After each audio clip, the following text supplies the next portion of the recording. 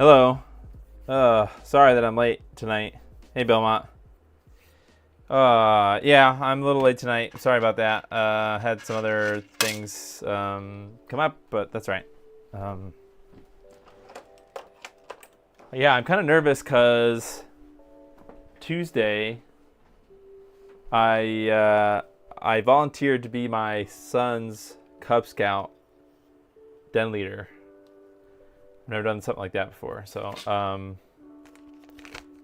yeah, a little nervous about that, but that's all right. It's gonna be good. All right, so let's start out. Before we get started with the Stellar, I have the things for Hitman, except for I don't have PS2 male to male connect cables, so we're gonna do that on Wednesday. The Hitman thing, and yeah, so that's not what we're doing tonight. But I also got kind of interesting computer.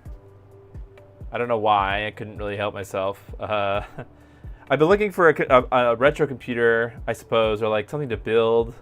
I don't know. I'm always looking for retro computer stuff, but I've been looking for a Pentium 2, Pentium 3 system. So basically something that I can sort of max out, like a maxed out Windows 98 system. So for like Windows games, like playing games on Windows, not necessarily for DOS gaming, but maybe some, but for more for like Quake and stuff like that. Late 90s, early 2000s, maybe like Tomb Raider 1. So I bought this Dell Dimension on eBay. I'm trying to find a picture here. I bought this Dell Dimension on eBay, and it is absolutely disgusting on the inside. So I took it all apart today. I guess also relevant to this tonight's stream, I took the Xbox apart. So I've done this twice now, basically in like a day, 2 days. I took apart the 1.6, the stock console, cleaned everything out. So that means I took out the metal shield. Everything's already back together because I'm getting ready for tonight's stream, but it involves pretty much stripping everything. So taking the whole front plate out, taking out the power supply. I didn't really clean the power supply, but I just took it out. Took out the metal shield here. I didn't take out the one in the top case, but I took this out. And then I cleaned with soap and water every part. So the bottom case, the front bezel, or the front, part, everything. The top case, I cleaned it out with soap and water in my kitchen, or my, I guess it's like a wash room. And then I dried it out with a compressed air. Well, not a compressed air, but I have a data vac or whatever those things. Oh, I didn't clean these bits. Oh well, the clamps, but that's okay. So everything's dry and clean, and I even did the motherboard. I cleaned it with soap and water, both sides. So the motherboard's clean and ready to go. It's already out of the thing. So that's good for tonight. So basically, I had to do the exact same thing with this computer. So luckily, everything comes out. All the plastics, come out and separate. So like there's a side, both side panels. This bottom piece, a top piece, a front, and well, the back doesn't have anything, but the front. And so like the way that you start taking off these plastic pieces is thankfully like there's not that many screws that you need to remove. I mean, honestly, it's a pretty well thought out case by Dell. I mean, it's not amazing, but for if you know anything about pre-built PCs, you know that sometimes they can be really just kind of like not really generic, right? So like you can't really put a different system in them because they're kind of like, they've got custom motherboard, and so like the case kind of fits perfectly in the motherboard, or the motherboard fits like perfectly in the case and stuff. So it's kind of that, but it's a well thought out. So the first step to take the plastics off this computer is to take the front off, and it has this these latches in the top, and it has these hinge parts on the bottom. So I knew that the system was dirty because that, you know, I could see the back fan was disgusting. There's a lot of dust inside of the case when I took the side panel off. But then I started taking off all the plastics because I knew I was going to have to clean all the plastics out because there's just dirt in everything, right? You can't just like give it a face clean. You have to like literally take all the parts off and submerge them with water and clean them.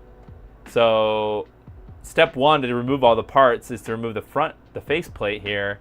And I had to Google how to do it. So there's this guy had a video, so it taught me how to take the front off. And then this is the immediate first thing that I see when I take the first part off that's after the side panel. So I'm like, oh God, that just means I have to do all this work now. So I've already cleaned it off already. The only things I haven't cleaned yet are the power supply, and I haven't cleaned out the back fan. And I have to clean like the disk drive and the floppy drive and the cables and everything, and the add-on cards. It has a sound blaster, and it has this other card, you know. So I have to clean all those parts separately. But I think it'll be a really cool system, and it can fit. The reason I got this machine is because while it's not like a super high-end computer, it can take up to 1 gigahertz Pentium 3 CPUs, and the 1 gigahertz Pentium 3s are called Coppermine. It's like some kind of a code name or whatever. So the highest end Pentium 3, I think, is the Tualatin processor that you can get up to 1.4 gigahertz. But I think 1 gigahertz is, hey, Obi-Wan. So I think at least it's not full of bugs. Yeah, that's true, I suppose, yeah. But you can definitely tell that whoever owned this system was probably a smoker or something. They must have just, you know, it was just nasty. It didn't really smell. I guess it does. It did kind of have that faint hint of somebody who smokes. Like if you've ever had a computer where you know it was in the house of somebody who smokes cigarettes, it's just nasty. You can make a pillow out of that. Yeah, pretty much. I use my my shop vac just to suck it all out. So it's going to take a while to get it clean, let alone get it working. But then it'll be a pretty sick Windows 98 machine. I think it'll be pretty... I hope it'll do well for what I want, basically like for Quake gaming. Because I did have when I explored the Pentium, I explored a Pentium, like that gateway PC on my channel, a live stream before, because that was actually more similar to the first computer that I ever used when I was growing up. But it doesn't quite handle Quake very well, just because the clock speed's so low. It was only a 1.33 or 133 megahertz Pentium 1, which is just too slow for Quake. So I hope it'll be better for that. Just because I didn't have a computer, like a real computer for that. Okay, so that's enough of that. It's just a nasty situation. Yeah. All right, so I think that's pretty much all I've got. So like I said, next stream is going to be the HID man. So look forward to that. All right, let's get into. Obviously, the overhead is gonna freak out because it does. The cam link doesn't like me. Hello, here we are. Okay, cool. So I've got stuff all over the place. No. Yes, but no. I've got a clean Xbox now. I cleaned I cleaned every part of it. So here's the plan, or I guess here's what we're starting with, right? So if you actually, let me pull up the. I'm going to be following the official documentation. So let's just pull that up. I never really made a video about installing Project Stellar because, did I? I don't remember if I did or not. Because I think I installed it into a system that already had the Xbox HD Plus into it. I used that little update thing. Oh, hey Red Herring, what's up? I like your Xbox thing and I want to build one. So yeah, that might be next year's. That might be 2025's large project. Big McLarge huge Xbox portable. So I'm looking forward to that. Good job. Okay, so let's find the installation guide. And yeah, okay. Is this the one for 1.6? Okay, I guess it is. Nice. Is it? What does it say 1.6 on here? Oh, it's not until down here that they're split. Okay, great, fine. Okay, so CPU upgrade. I think that you need to CPU upgrade. You need to reball, which I'm not comfortable with. Maybe some year I might, but I would love to do that. I just don't have the equipment. I think you need a specialized rig, especially for the Xbox. It has I don't know how you would do it because it has the components on the bottom. I think I understand. I don't even know how would you this is the CPU, right? This guy. How would you do that? I don't even know. But yeah, I mean, some year maybe. All right, let's switch back to this. Have I heard of the ITX Llama? Yes, I did see that. Unfortunately, I missed the group buy. There was only like one group buy that the creator of the Llama did. So the Llama is it's a motherboard that makes use of this system on chip that is a retro PC. It's like the system of chip module has I don't remember exactly what's on it, some Pentium equivalent or something. So the ITX Llama is a motherboard that kind of has everything else on it. It's like a sound card. Does it have a video card? I'm not sure about that, but it's like basically like a almost brand new motherboard, but it's designed around this little system on chip or system on module board thing. Anyways, I found out about the project relatively recently, but the developer, the designer, I think they only did one batch of boards, or maybe they did more than one. But so unfortunately, the only way that I would be able to do the Llama would be to build them myself, and I'm fine with that, right? I am, since I'm sponsored by PCBWay, challenge accepted, and I would definitely do that. However, I'm sort of iffy because it requires soldering an RP2040, which I have not had a good track record so far. I'm 0 for 1 soldering a project that involves an RP2040. So I would hate to like populate that entire board because there's a lot of components on that board. It's not just the RP2040. There's a lot of chips, which most of them are fine. Like I'm fine with SMD. Chips that have legs, I'm fine with soldering those even if they're fine pitch, but that requires the RP2040. So I don't know how I would do that and like get it to a testable place, and then so I have heard about it. It seems cool. It seems interesting. There's a GitHub that contains everything now. They open sourced it. Okay, interesting. Oh yeah, I knew they open sourced it. Maybe the answer would be to like have PCBWay, although because of the size of it, I don't know if they would actually do the assembly, because I have kind of a limit of how much money I can spend with PCBWay when they sponsor a video. So I don't know if I'd be able to get the whole thing, or at least some of it, partially assembled.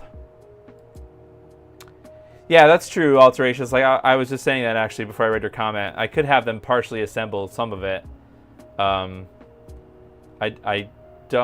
think that I'd have to look for the position file, the file that you don't just need you need more than just the BOM and the Gerbers. You need that position file as well.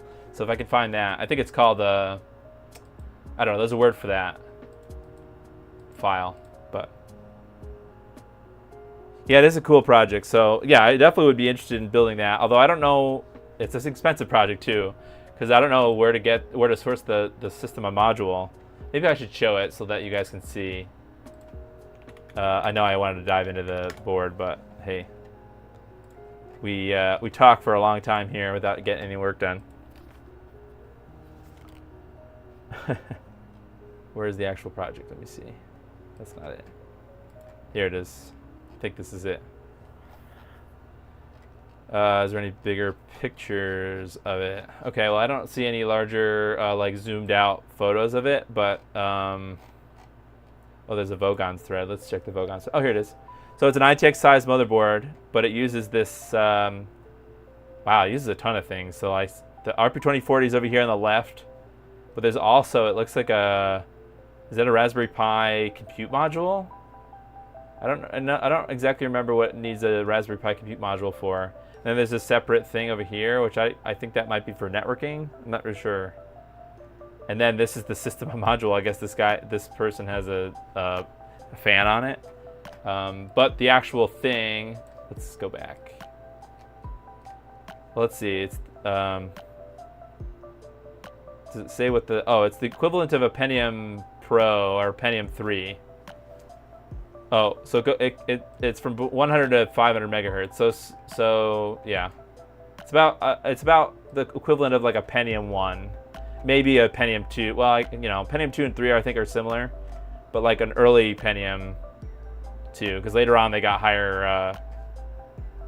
Oh, it's a Raspberry Pi Zero. Some of the stuff is optional. You can export the pick and place that they release the PCB. Okay, that's true. They did release the KiCad file. So yes, I'm definitely interested in this, but as you can see, there are many components, right? So even if I had them populate like all the chips, like populate the RP2040 and maybe this, I'm assuming this is some kind of an FPGA maybe at the bottom here. So like maybe they have them do those and I could solder everything else. Maybe, that's not too expensive. Because all the other stuff is pretty much a piece of cake, so. But I can imagine this BOM cost would probably be a lot. But I'm definitely interested in it. If you guys are interested to see one put together, maybe that could be. I do want to build the Xbox handheld next year. That was a slow. I saw my hand come down like weird. So, the BIOS looks really cool. I do know that there some content. There might be some content already about that. So, but definitely cool. I don't think it would be a cheap way for you guys to get involved, especially if somebody's not selling it. So, because they said here they won't be doing another group buy, so maybe this might be a good project for someone else to sell. This might be beyond. No offense to Bonzo, it might be out of his scope of assembling boards. But hey, I mean, if they sell, maybe it's maybe it's kind of outside of his the retro console sort of scene.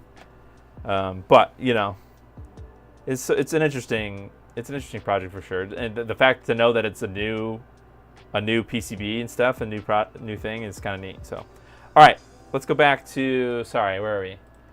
Back to the installation guide. So, I've completed part of the installation already, and I don't actually what the heck. I thought there was another. Let's see, initial setup.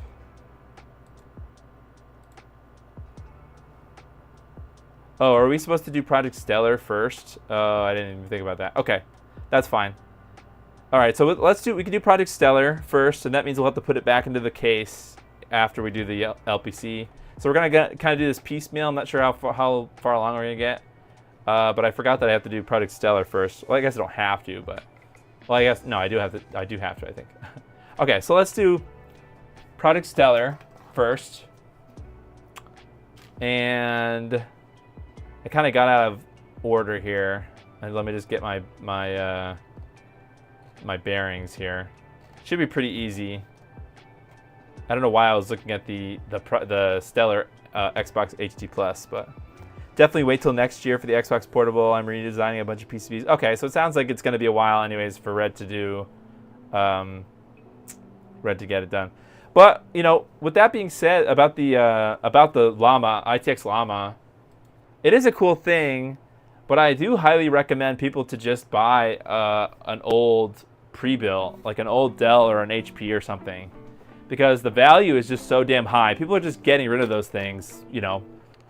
I can guarantee you that a Llama board, getting 5 boards shipped to your house, if you do all the work yourself, right? Getting 5 boards shipped to your house, that alone is probably going to be maybe $100 to $200 because it's a pretty big PCB. It's not a small PCB, so maybe it's $50 to $100 or something for just 5 boards, right? So that's not including the BOM. Then you have to buy the BOM, which that BOM is probably close to. I would probably guesstimate $200 for that, maybe $100 at the lowest. So you're already talking without considering things like the module. Well, maybe the module is part of the BOM. Without considering things like a power supply, a case.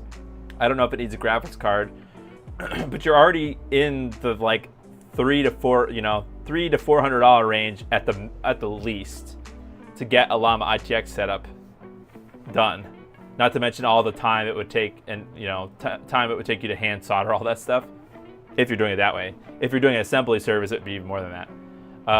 You're better off just spending maybe a $150 or something, or under $200 on a pre-built. I think, just for a lot of different reasons. I know I do enjoy open source projects, but you're doing reduce, reuse, recycle, in that order, sort of, right? So reduce new stuff, reuse, you're reusing some old thing, and so you're kind of doing two of those things by not creating a new thing in the world, and you're putting some love back into somebody else's stuff that they don't want. Even if it's, you have to do sweat work, you have to do work to get it to work. But I think that you'd be much happier. Well, I see the appeal of somebody wanting a small, compact thing. But, some of the computers could be pretty small. So, I don't know. That's just my opinion. A thin client retro gaming PC build. I can't even find the module. Dang. Okay. All right. Sorry. All right. So we're focused again. We're back on this. Okay. So we're gonna do Product Stellar first. We're gonna install it. So we have to. I've got the Product Stellar board here. It wants us to navigate to this stellar.makemegahertz site and update the OS on this. So we're gonna get a, what is this, USB-C? All right, so we're gonna get a USB-C cable. And step one is actually get a freaking cable. Do I have an extra one here floating around? No, I don't. I have one over here. I hope this is a data cable, because, yeah. Okay. So I think all we've got to do is plug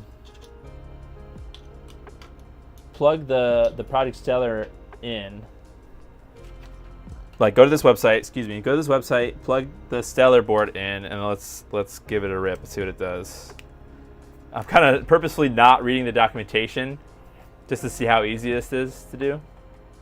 So let's connect via USB. Oh, look at that. Recognize Product Stellar, click on that. Setup complete, Stellar is ready to be installed. Okay. Is it doing a thing? Stellar is ready to be installed, okay. Is there supposed to be another button? Or is that it? Oh, that's it. Okay. Well, that's it, I guess. Well. So let's see. Connect Product Stellar via USB. Navigate to the website. Click via connect via USB. Click Product Stellar. I don't think you even need to do this, right? The unmodified BIOS. It didn't ask for that, right?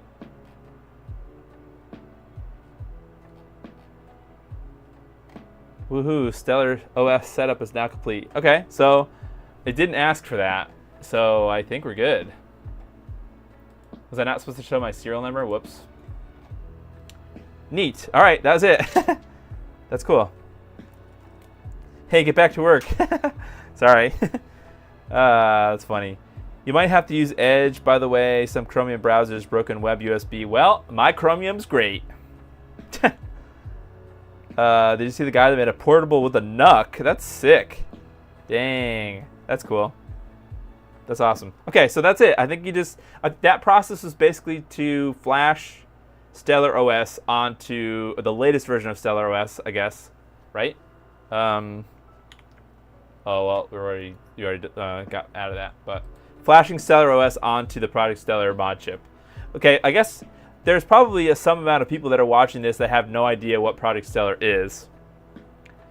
Product Stellar is an interesting mod chip for the original Xbox. So this is an original Xbox motherboard. I've already taken it apart, off screen beforehand. This particular model is a 1.6 Xbox. Project Stellar is neat because I hate to call something the Apple of anything because that's kind of cringe, but it's supposedly it's designed. Project Stellar is made by Make Megahertz, and it's sort of designed to be easy to use, and it gives you a lot of features that really no other mod can give you, at least currently. And the reason I say that is because well, maybe I won't get too heavy into that. So it is a really good mod. The reason that we're using Project Stellar as opposed to a different mod chip is, well, for one, Project Stellar is the only way to use the latest. Where's the Xbox HD Plus? Where did I put that thing? Did I not take it out? I thought I did. Sorry, we're having some technical difficulties here finding the Xbox HD Plus board. It's around here somewhere. Maybe I didn't take it out of the thing. Oh, this must be it here. I guess to keep things simple, actually, Project Stellar is the only way to use the latest version of the Xbox HD Plus, which is a digital-to-digital Xbox HDMI mod. So that means that you can use your original Xbox with a TV that has an HDMI port, and it's a full-size HDMI port, which is cool. There's other things involved with that, and I sort of truly believe in the other features, but yeah, in a sense, it's sort of designed to be easy to use, and I do agree that Stellar OS is pretty easy to use. So there's other features that we're actually going to try tonight. Well, when we get this installed, the coolest thing that I think from the newer firmware for Project Stellar is loading ISOs from your network. So I set up an SMB share on my network, and I'm not going to copy any of the files to my Xbox. Like I actually, you know what? I plan to use the original hard drive, right? I'm not going to put an SSD or a bigger hard drive in here because of that network feature. Granted, this is a 20-year-old hard drive, so it's probably going to die sometime. But with this latest feature, you can stream the discs from your network. So I'm going to try that. Let's see. Did I set it up already? No, I didn't. I haven't set it up already. Project Stellar is sluggish. Doesn't feel optimized, at least to SirBIOS. Maybe Stellar OS itself, yeah. Menu is still software rendered. Or once hardware rendering is done, it'll be smoother. Oh, I didn't know that it was software rendered. There's also the RP2040 based. Yes, I know the ModXO or whatever. Mod. I don't know how to pronounce it.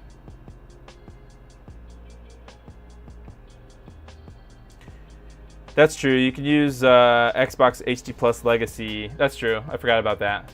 So Xbox HD Plus Legacy is a little add-on thing that lets you use it with other. Well, I don't even think you could use it with any. I think you would have to do. If you use Xbox HD Plus Legacy, do you have to use a M8 BIOS to do it? Well, I want somebody to design an enclosure or a thing, basically to delete the DVD drive, but in its place, like where the front DVD drive thing is, basically put like a little section in the front of the grill, like right here's where the DVD drive would go.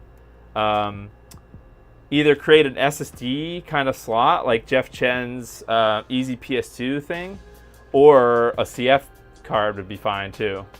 But I guess an SSD slot would be cool. But that way you can like plug the hard drive in and take it out easily when it's off, But with that being said, you can't really hot plug the hard drive, I don't think. I don't think it's really, well, obviously you can't hot plug the hard drive because it's the IDE interface, but I don't think you would want to be in the position ever where you could easily remove it. So I was thinking if somebody could design sort of like a latch sort of system, so like maybe when it's locked, you might not be able to tell that there's something there. Obviously it would have to be 3D printed or whatever. It can't be like the original DVD drive, whatever. But like maybe it has a little lever that you can like flip the lever and it unlocks the drive, and you can take a drawer or something and you can slide it out. So I thought that was pretty neat, or a good idea that somebody should do. You have to use a patched M8 BIOS. Got it. Nothing else works correctly. Okay, sure. There's a lot of things that I'm not talking about because I don't have a full understanding of everything. As far as who's like, I'm under the understanding that some other BIOSes have used some of Dustin's code. In some extent, right? Maybe it's not a large extent, but he's told me that they've not just used it, but then they like reverse engineered it and then tried to hide the fact that they did start with his original code. So you know, that's really up to him to prove that, but that's what he said to me. So that's why I'm kind of not really talking about SurBIOS stuff. With that being said, though, I don't like being ignorant of things. Like obviously if SurBIOS or another, I think Prometheus or whatever, or is that a mod chip BIOS? Like if those things are better or have better features or whatever, I think that it's important for people to understand that there are other options. However, I do not know that there are people trying to clone, like I think Nemesis is trying to clone the Xbox HD Plus part, like the physical hardware. You know, I think it's under the guise that it's based off of Ryze's work, but they were trying to, at one point, they were trying to use the firmware, the Xbox HD Plus firmware on it. So basically, I don't know the full extent of that, but I do know that there isn't any working Xbox, as far as I know, there isn't any Xbox HD Plus clone hardware that works without the Xbox HD Plus firmware. I don't think there's or I don't think there's another Xbox HD Plus, not clone really, but there's no alternative currently. Even the RetroGem Xbox is not out yet. So that's the only one that I know that, like, I know Dan wouldn't just clone the hardware. All right, so I'm not getting into the like, I'm trying to stay out of that. I'm sure there's more to that on both sides. I'm trying to stay out of that. So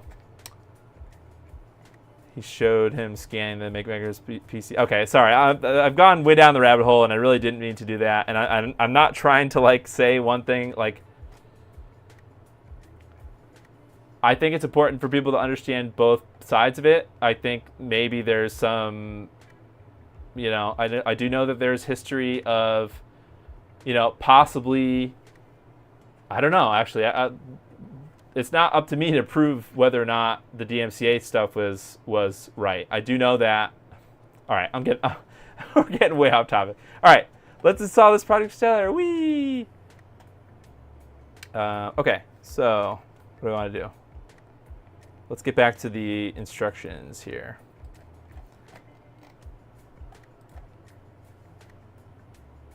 Gosh, I shouldn't have said any of that.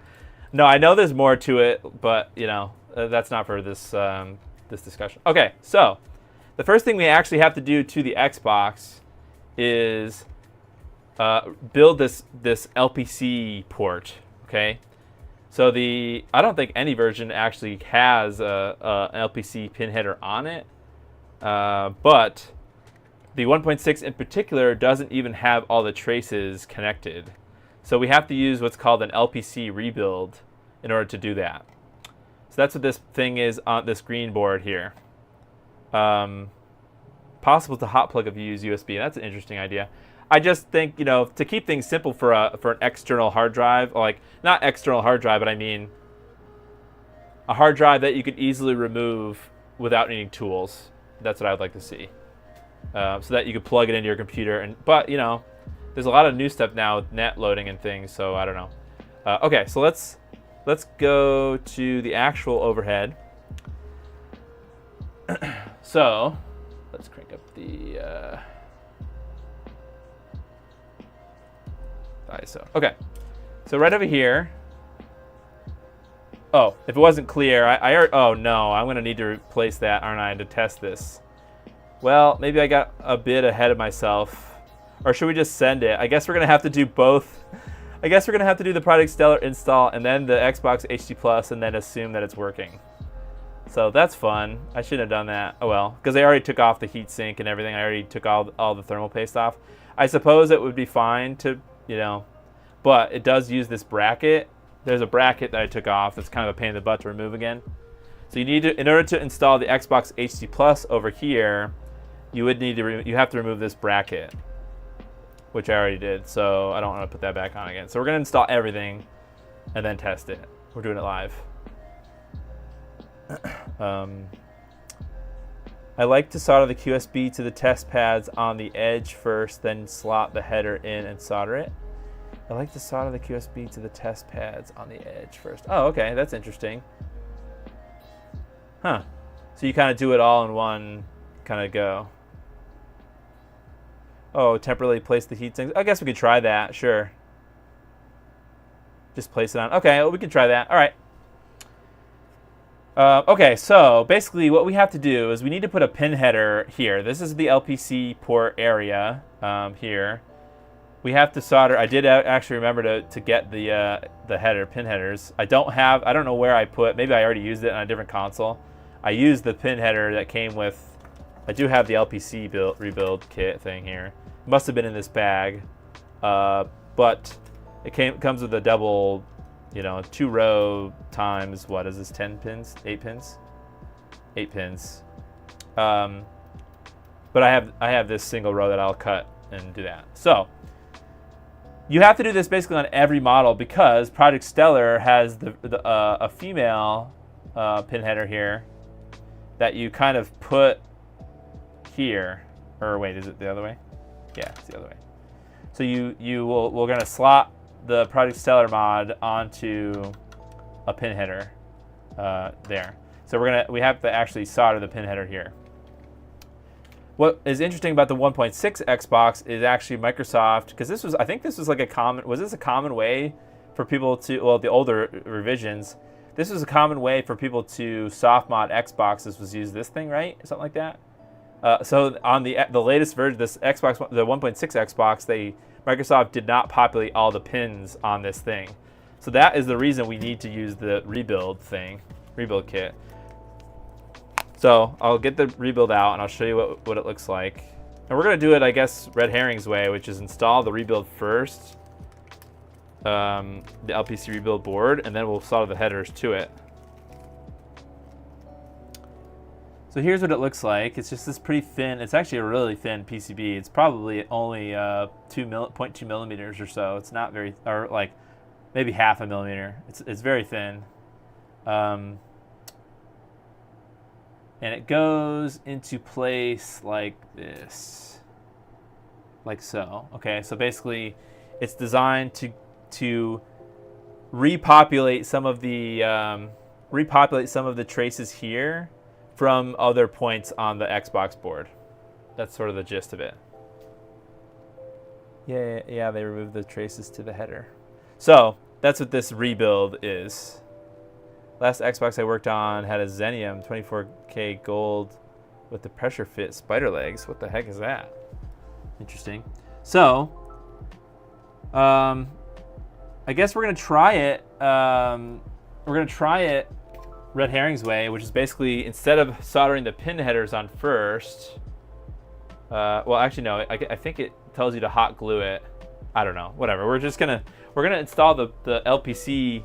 This thing first, or the edge points, I suppose, and then we're gonna solder the header to it. So I'm getting my iron ready.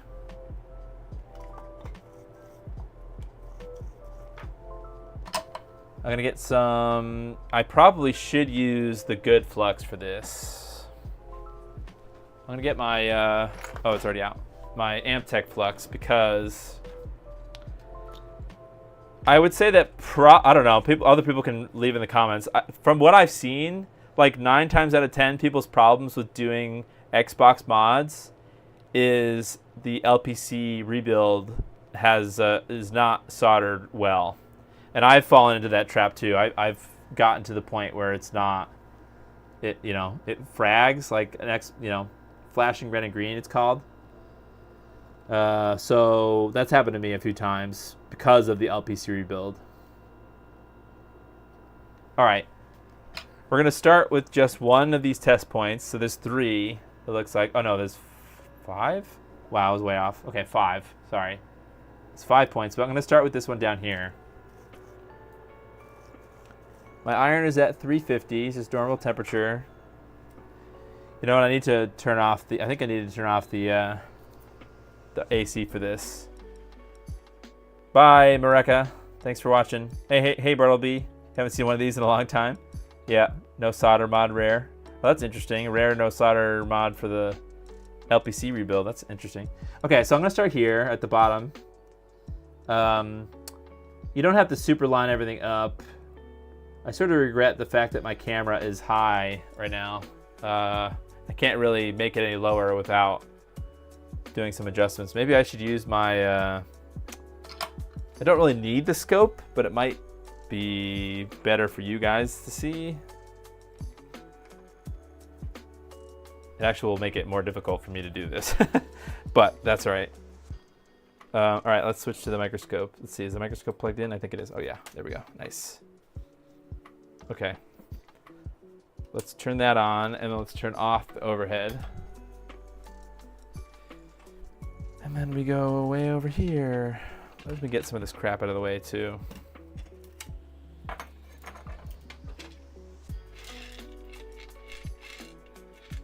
Yeah, put it over there. Okay.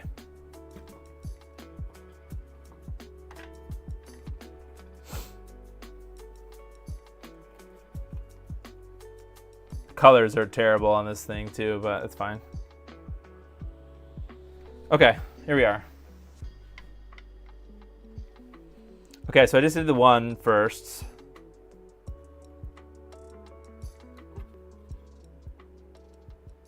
So I gotta make sure that I'm also lining up the holes on the rebuild. So I wanna go a little higher. So I'm gonna show you guys the vias, but I'm gonna try to line up. And the other, you're trying to line up all of these. Oh gosh. Trying to line up all these vias at the same time. Okay, so that's fine. I can always add more.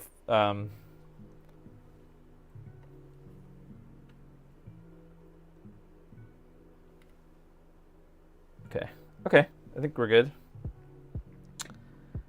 Yeah, I'm gonna retouch this up because I made it look terrible, but I wanted to line everything up. So now we have to go around to the rest of the test points and get good old solder joints going. So the first one here is this screw via.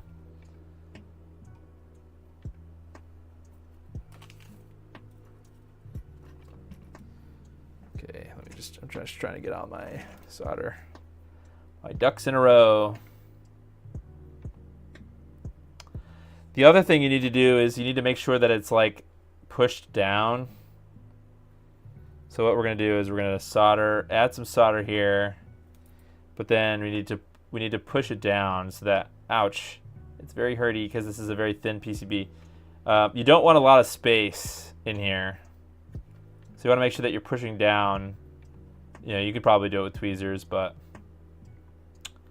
okay. So maybe are we misaligned? Not really. These vias look good. But this one here is sort of misaligned, but that's all right. It's interesting. Okay. So let's do this one.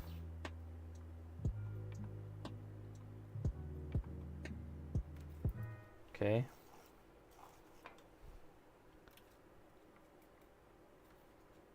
And then I gotta rotate it so that I can actually get. Okay, let's do this side.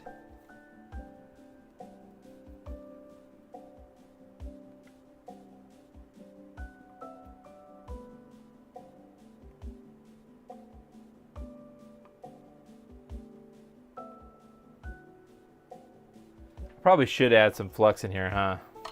Might make this go easier. Okay, I'm gonna add a little bit of this Amtech Flux. Some of these joints are not really jointing. Maybe I need to add some more solder too, a little bit. Yeah, okay, that's better.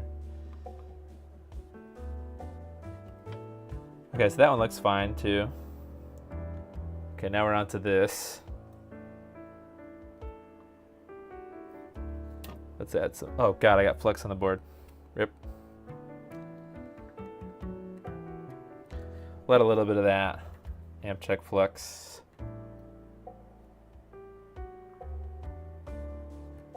Okay. Yeah, with the Amtech Flux, it makes it a lot easier. I know it's expensive, but yeah. All right, so then we have one on the edge here. Oh, here's one. You modded so many OG Xboxes. Yeah, I never really did any Xbox modding until Make Megahertz released the first Xbox HDMI. Way back when. How many years ago was that now? Couple at least. That was sort of the first thing. All right, so let's touch this one up. Now this one looks like Garbo.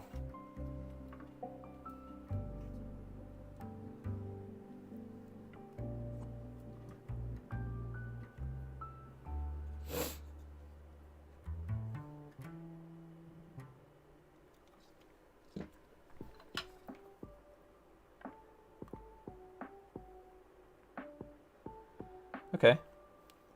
Yeah, that's fine. I'm happy with that. All right. Cool. So I think that's pretty much it. Maybe this one needs a little bit of touching up.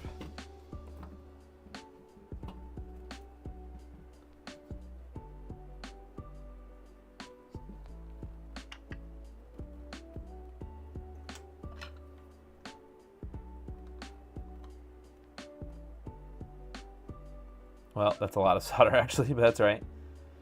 All right, cool. I think we're good.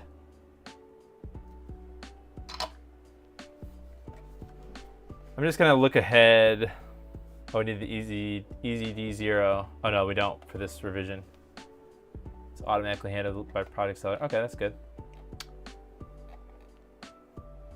Okay, so now it's time to do the thing. So let's see, how many of these do I need? Gonna kind of cut my thing here. It doesn't go on this side. I'm just cutting, I'm pre-cutting them. These pin headers. So I need 8. And then I need another 8.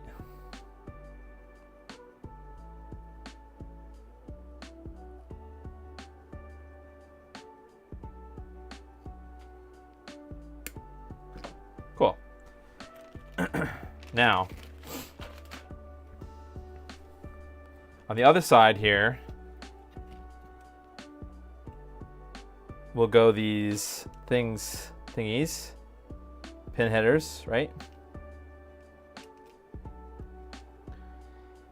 Now, the thing is, we have to kind of keep them, in place. So I think what I might try to do is I do have a hot glue gun.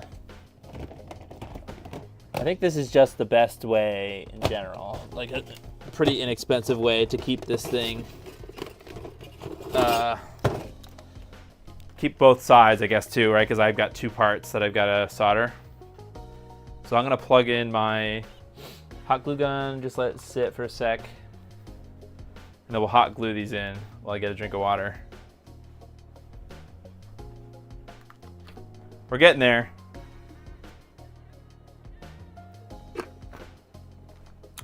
I guess I didn't even talk about the whole reason why I'm doing this now, because I do have another Product Stellar, but it's having a problem. I guess if you were here last week, you would know that I was having a problem with my current build. So just know that I'm not, like, this is not the first time I'm doing this, but yeah. Doesn't really matter. Some of these pin headers are not lined up. They're not flush. They're not square, I mean.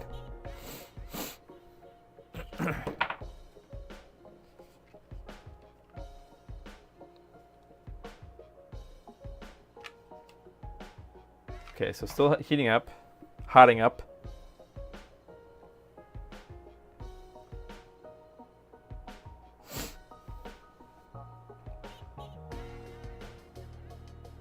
I hope I didn't scare anybody away with that drama talk.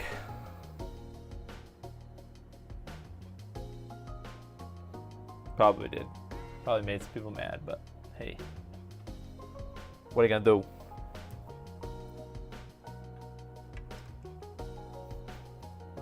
I'm gonna do something. No, maybe not.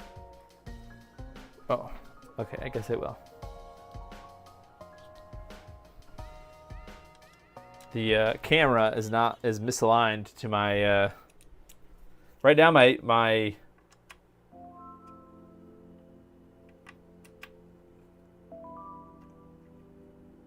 oh, there we go.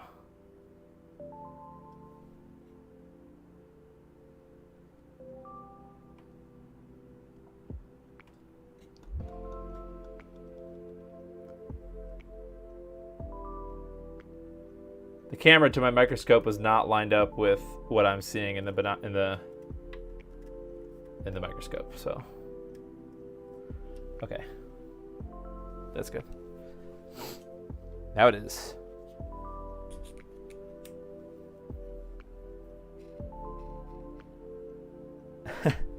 Oh, you're playing a Symphony of the Night randomizer. Were you playing that last time? I can't remember.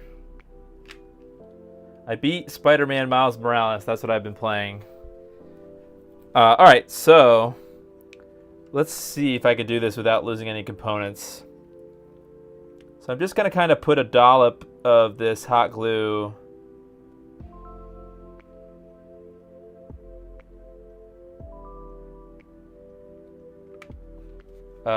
in place, and then I need to quickly like make sure that the board is flat. I know this is a terrible technique here. I even think I got some hot glue on the pins, but that's fine. I mean, you can always take this off before we install the product stellar. Okay, so that's like one side. And it's good enough. It doesn't need to be perfect because you can always take this hot glue off after you solder it anyways. So now let's get some on this other side. Oh no, I burnt my plastic bag with my hot glue gun. Whoops. Okay, so let's squeeze some out over here.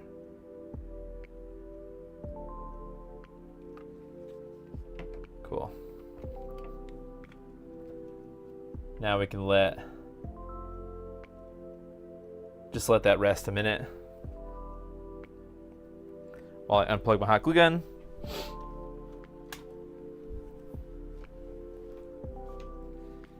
And I'm gonna put it somewhere where it won't matter. Hot glue everywhere. Okay. Cool. Nice. Well, you doubt we'll see a retro gem for the Xbox. HDMI mod chip is cheaper from megahertz. Yeah. Well, you know, for people that would buy it anyways, right? So regardless of price, I don't see the way that Dan is going to do it without needing a mod chip. Because I think there's improvements that Dustin makes with the Product Stellar board that you kind of need to have, I think.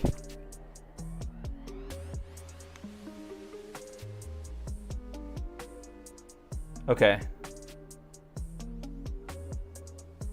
All right, let's now we have to basically solder that pin header to the bottom here.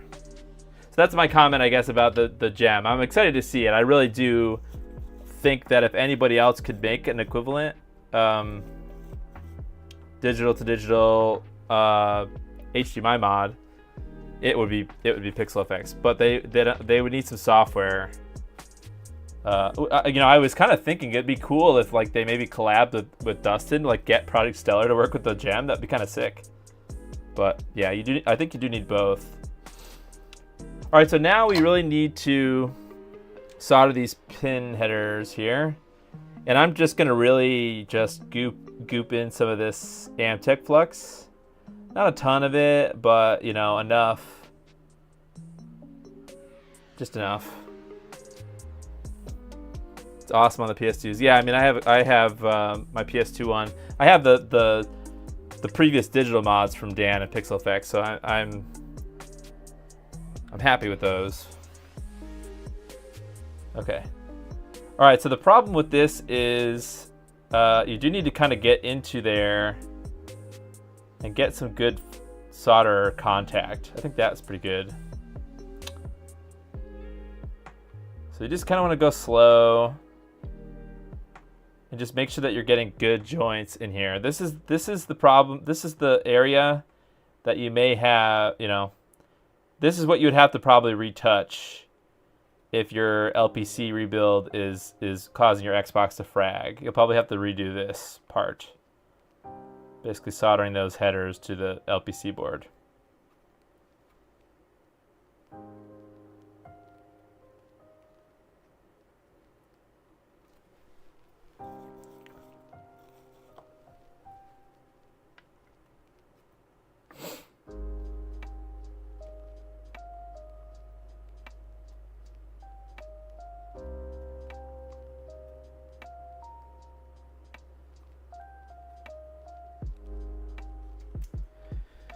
Cool. That's one side. So now let's flip it over.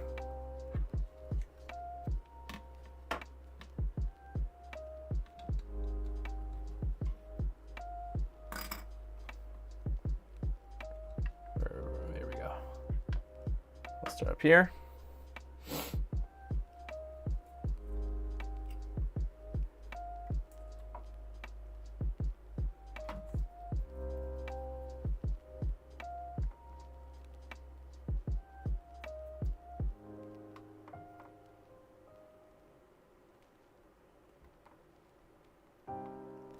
You have to make sure also that you don't bridge things, because I've seen like you try to heat up one side, but it heats up the opposite side as well, and sometimes it can cause a bridge. So you just got to be really careful where you're putting your iron.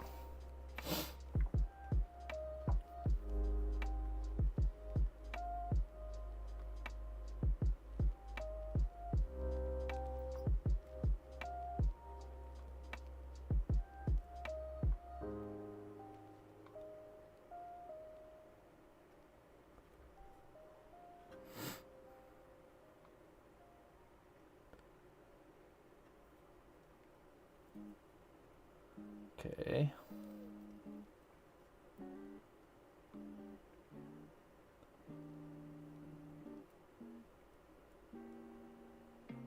Last one. Okay, well that had a little extra solder, but sweet. All right, so that is pretty much the rebuild done. So let's clean it up.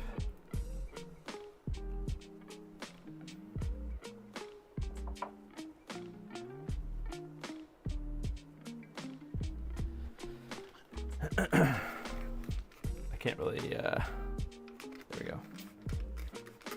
Clean up with some IPA. Excuse me.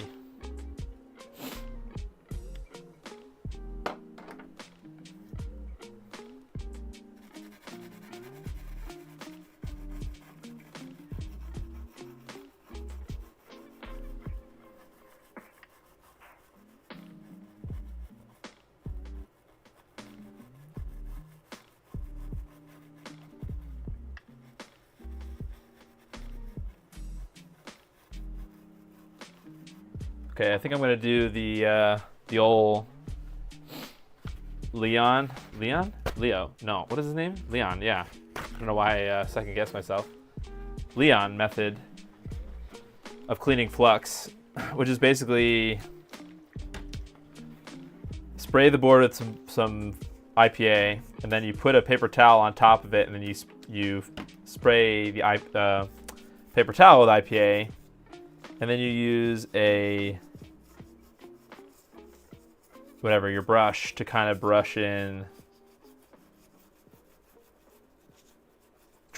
Basically you're trying to get the flux to soak up onto the paper towel. I only do this too when I use that Amtech flux. I don't really have to do that when I use, if I just do like, well, I don't know, that's not true. If you hand solder a board that has a lot of pins, you'll probably need to do this too. Like for example, the Sandy cart reader has a lot of parts, a lot of like through-hole components, right? So, okay, that's fine. Neat. All right, so let's check out on the overhead.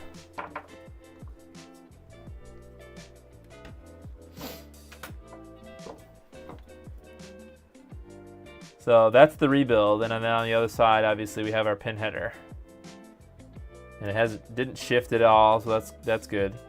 Now if you want to, you can remove the hot glue, because it was really just for positioning the pin.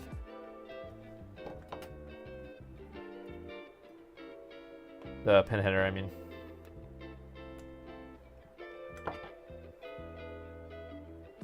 Cool. Okay, now it's really just a matter of installing the Project Stellar and then doing a test. So I guess we have to do that. And I don't know, oh hey Scruffy Looking RGB, how you doing? It's going. Slow. I took a lot of time to talk already in this stream, but alright, so there's other little pieces parts we need. Oh, actually no, we need well, I guess we don't need to put the screw and the spacer in yet. I guess now we just really need to test. And to do that, I'm gonna do what people in the comments here were suggesting and get the case. And as far as I know, we don't need the hard drive or do we need the hard drive? We might need the hard drive. But let's put the motherboard in first, actually. So let's put the motherboard in. We're gonna need the power supply, obviously.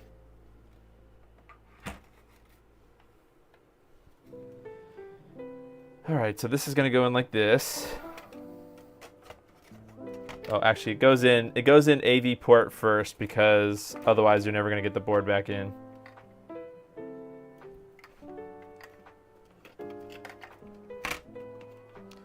Okay, we'll plug in the fan just for ha-has. Actually, you know what? I'm gonna turn my air conditioning on because I'm sweating like a pig. Then we need to plug in the front panel header. So let me try to scoot this more centrally located here. We do need to install the front panel header. And I'm not gonna put any of the screws in just yet. I shouldn't need them. Do need the controller slots I didn't put back, so let me get the controller slots. I was waiting because I didn't know which one went where. Well, now that I'm looking at them, it looks like they're almost exactly the same, so I wasn't sure which one went where, but it sounds like we could put them either way. So let's shove those back in.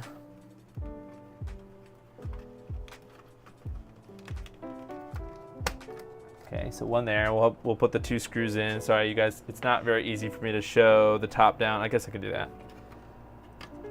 One there. One there. We'll plug in the controllers just for ha-has.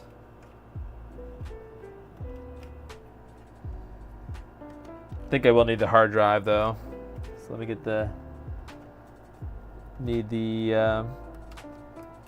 but you don't need the DVD drive to test, I don't think, with the with Stellar. You can kind of do a hard drive or a DVD drive delete. Okay. So there's the power supply installed. Just trying to think what else I need. So I need to put the heat sinks back on. Do you guys think I need to put thermal paste on there? Probably, huh? And just for, well, we're gonna need our Project Stellar in.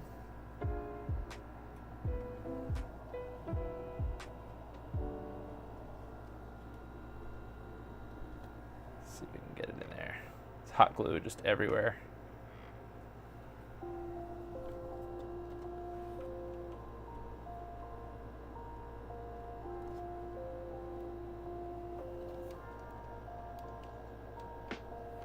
Well,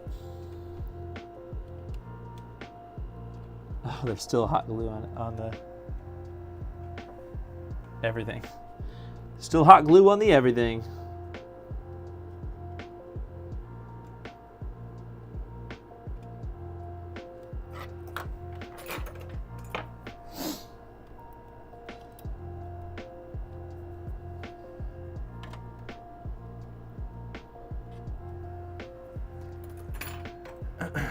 Okay. Oh no. Okay, now I see what's wrong. There is a key. There's a key in the Project Stellar mod, basically a part of the header that has a thing in it. So I do need to remove one of my pins. That's annoying. Well. Okay, fine. We're gonna have to do that. All right, everything back out. That's annoying. Forgot that was a thing.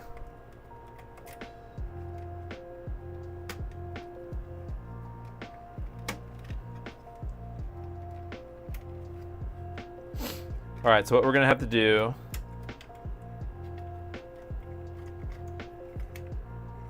I have to take the friggin' board out, which is a nightmare. Okay, there we go. See you later, case.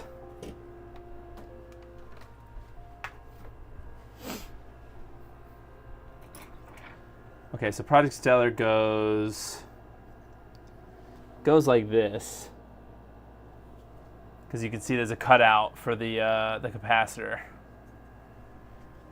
So just snip it. Yeah, I probably should have, but it's already out of the board now. So what I'm going to do is I'm just going to remove, it's this one. It's this one near this little capacitor. I know you guys can't probably see this, but what I'm going to do is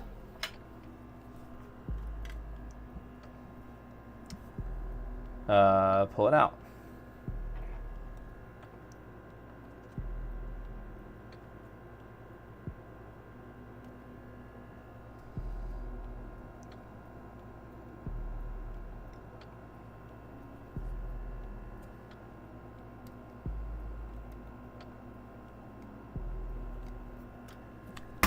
Ouch! I just touched my soldering iron on my finger.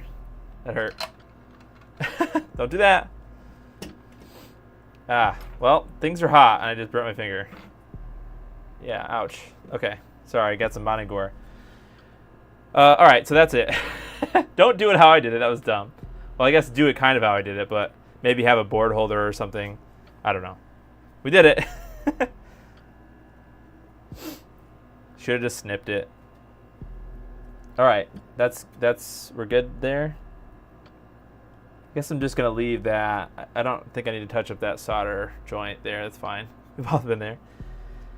Ouch, that hurt. Okay, sorry. Moving on.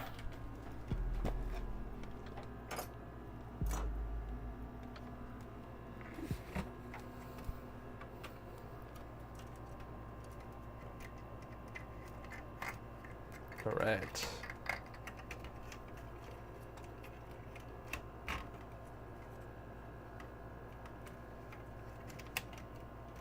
Cool. All right, front panel connector.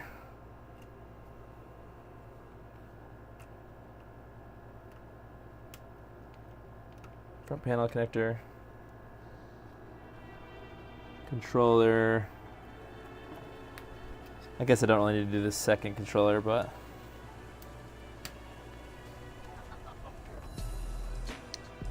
power supply. Other controller. The pin is the power button line on 121 boards. All the others lack it. Interesting. Yeah, it smells like barbecue. Yeah, that really friggin' hurt. Dang. All right, now we see if I messed up and did the wrong pin.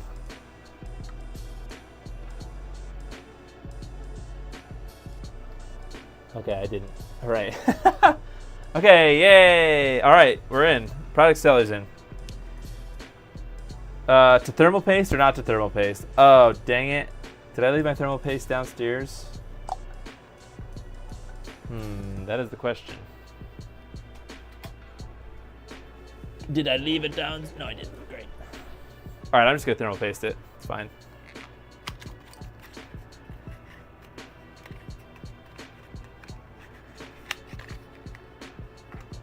So let's plug our little fan in. I'm gonna need, well, let's see, what else do I need? I'm gonna need some more things up here, or in the way first. So let me move my thermal paste. I'm gonna kind of put it sideways because I don't really have great access to the ports in the back. Don't forget the heat sinks. Yeah, I'm working on it. Do you think I should put some thermal paste? So this is the CPU, and it's just the there's no IHS, it's just the die. So I think you just need a little bit on this. Enough to cover just this top thing here. I don't think you really, that's probably way more than I need. But the GPU has a pretty big surface area, so I'm just gonna put some on here. This is MX4, by the way, if you can't read. Not trying to belittle people that can't read, but maybe what I'll do is I'll like spread it around a bit.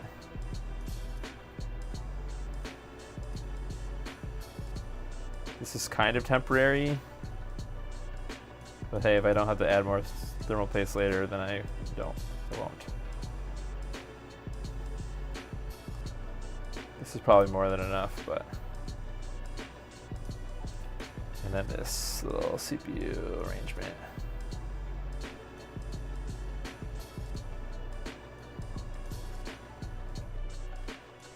That's probably more than enough. Too much. All right, that's fine for the GPU just for a second. Okay, cool. So the little guy was on the GPU.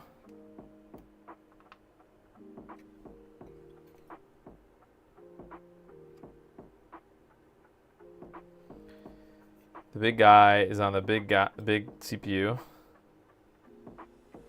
Okay.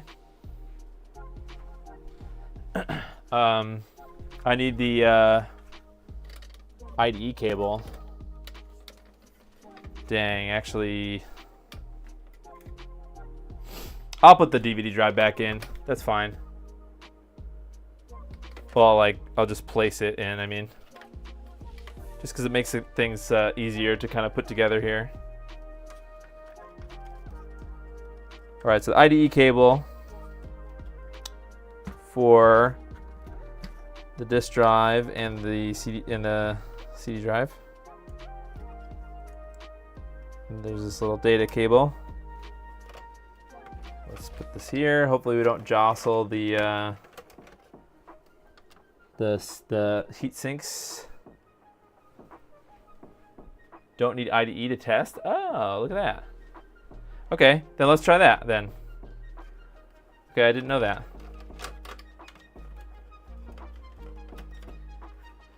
Learning something new every day from Red Herring. It's just less crap to manage right now.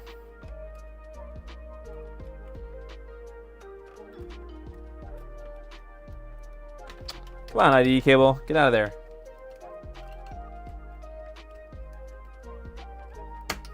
Okay. Yeet. Okay, but I do need to power the power and my XOSVP, sure.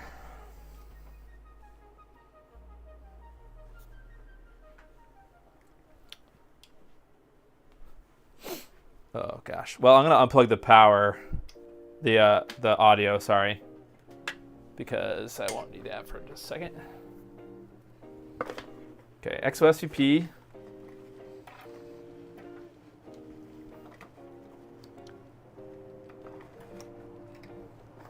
Move this crap out of here.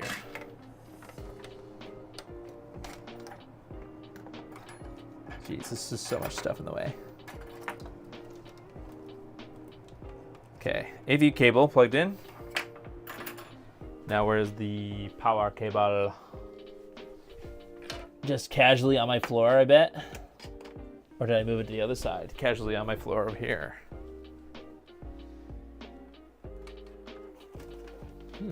Where did I put the cable?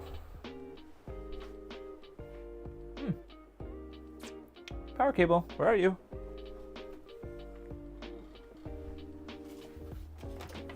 Ah, found it. Okay, let me unplug it from this end.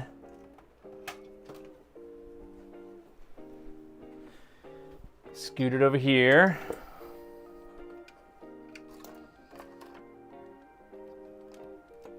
I have not recapped this system, by the way. So this is a Stockington.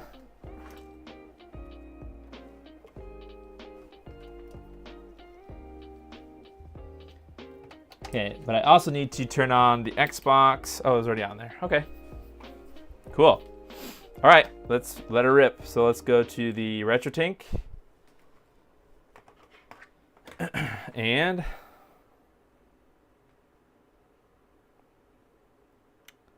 you just select composite or component. Cool. All right, let her rip, I suppose, right? Okay, I have an X scrolling up the Project Stellar. Hey! Nice. There's no audio because I don't have audio plugged into my XOSVP right now.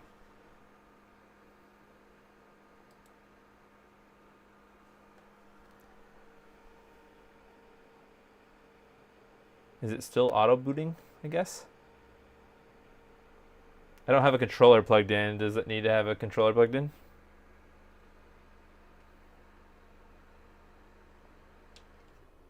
Let me try that with the controller plugged in.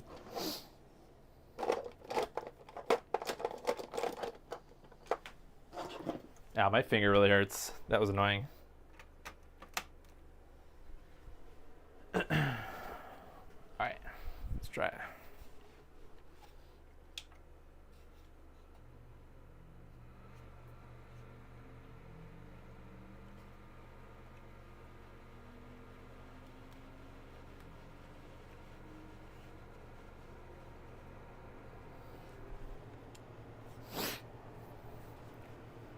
Okay, maybe not auto booted, but it hung here enough for, I guess, the Stellar OS is still supposed to boot. Entering setup. Was red herring wrong?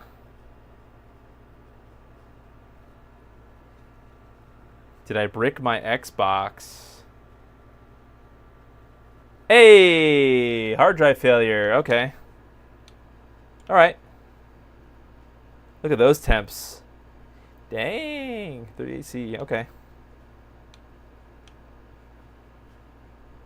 Okay, it's waiting for the hard drive to time out. Okay. Red herring was not wrong, confirmed. All right, so we're up and working,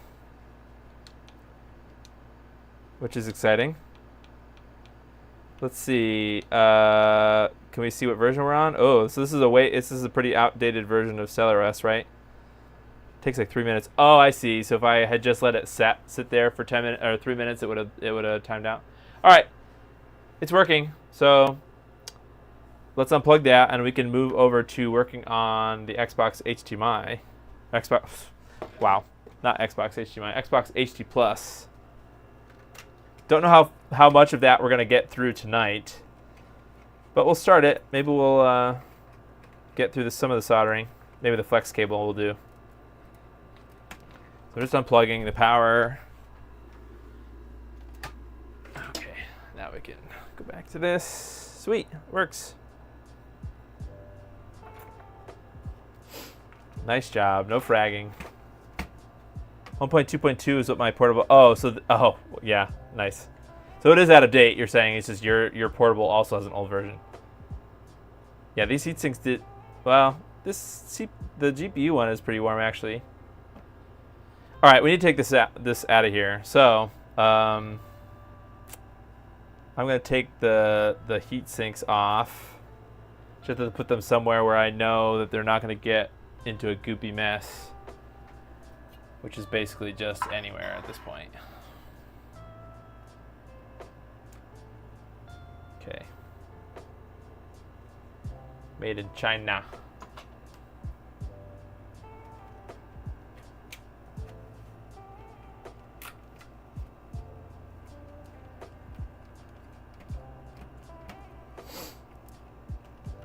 All right, so now we got to move on, but that means taking the board out again.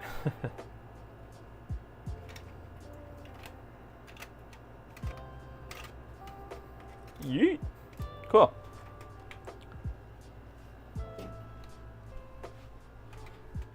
All right, so let's zoom in. Hey, RS Matrix, how you doing?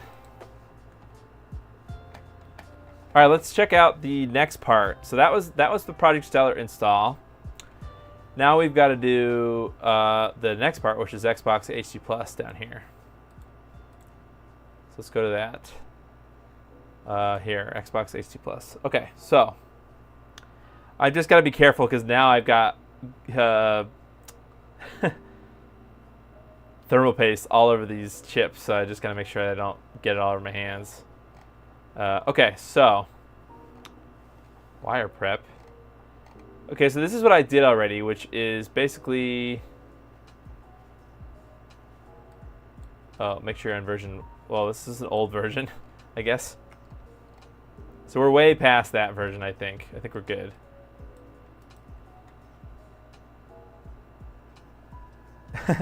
Thank you, Wedgeroth. I've done this before, so it's not like it, oh, I hope I can do it again.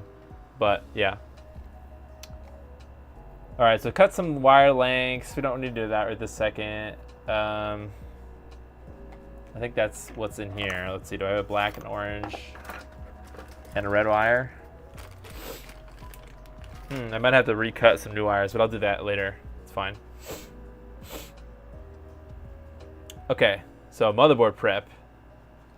First thing I had to do, and I already did this, was remove the heat sinks and the bracket for the heat sinks, because the flex cable for the 1.6 goes underneath the bracket. So I had to use basically I used well, the CPU heatsink came off pretty easily after I got the connectors off, after I got the crimp, whatever, the brackets off. The CPU kind of came right off with no trouble. The GPU one did not. So what I did was I took my hot air rework station. I guess you could use a heat gun if you've got one, just carefully. And I heated up the heatsink, the big heatsink, and eventually I was able to wiggle it, and then it came off. So that was the heatsink's removal. Then the bracket here, they have these plastic tabs on the, there's 5 of them, so there's 4 around the CPU and one around one near the GPU. You can use I used my side cutters here to kind of like pry up on them to get the pins in the middle out. And then once you take the pins in the middle out, you can, there are these little, oops, not what I wanted to do. There are these little, little brackets here, little things. So like here's the pin that goes in the middle, right? You have to remove the pin in the middle in order to be able to pinch this part. So once you remove these, you can pinch these parts, all 5 of them, and then this part can kind of pop out. So it's pretty simple once you get that far. Okay. It wants me to remove the AV port first. So maybe we should do that.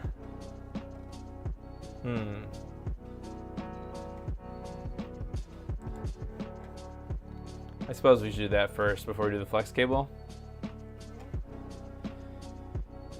All right, yeah, let's do that. I'm gonna take the Project Stellar out. So we'll probably end up just doing the AV port removal tonight, and then next stream, I don't know, we'll see how we go. I'm trying not to, I don't know if we're gonna get that far, but We do need to take this out, so let's do this. And I might do it on the thing again, although I have my desoldering iron here, my Hako. So I'm gonna keep my Hako up, the FR301, sorry. And here's the part. I gotta make sure not to touch the chips so I don't get stuff everywhere. So there's a bunch of pins here, and then there's two ground points as well. And if you've done anything with an Xbox before, or maybe you've done a recap or something, changed some of the capacitors. The Xbox board is can be kind of finicky. I need to turn my AC off. It can be kind of finicky. So yeah, might need some heat. Some of these vias here might need some heat. So what we'll do first is I'm going to put fresh solder in every via. So let's start with the ground. I know the my camera is kind of high up. Oops. But just kind of go with it. Part of the problem is the ground is very kind of thick for the Xbox. Sometimes it just takes a long time to heat up. So like these ground pads here that secure the AV port, they're pretty thick and they need a lot of time to heat up. So that's the fresh solder there. But then these other ones, it should be kind of okay.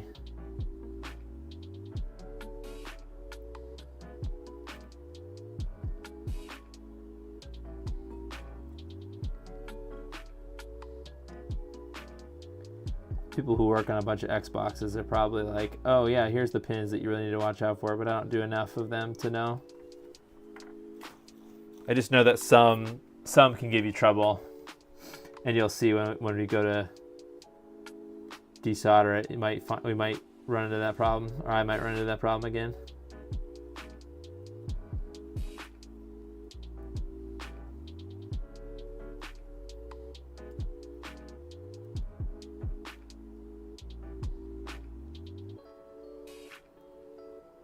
I know it looks like I'm kind of getting solder everywhere, but that's all right. Bigger tip. Oh, yeah, that's a good idea. So I could probably use my knife edge tip, but I'm not going to.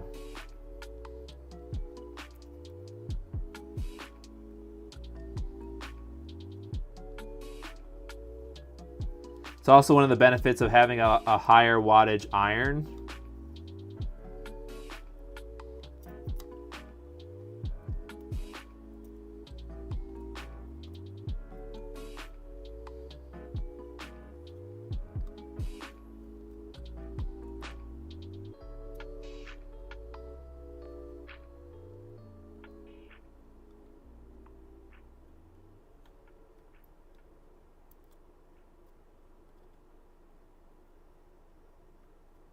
I think Dustin probably recommends Chip Quick to do this, but I don't have any of that. Or low melt solder. Remove the connector shielding first with your iron, then you can just use hot air. Then you can use hot air for the rest. Remove the connector shielding.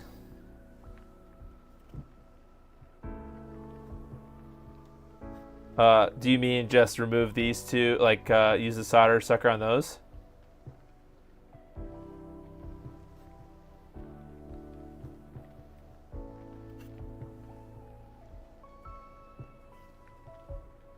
Huh, I've never done it with hot air. So you're saying you remove these two with the FR301 and then hot air the rest? That's an interesting idea.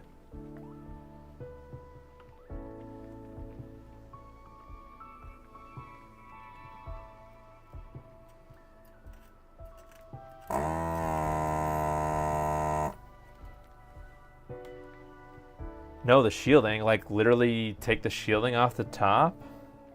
With the iron, I don't want to damage it. Does that damage it?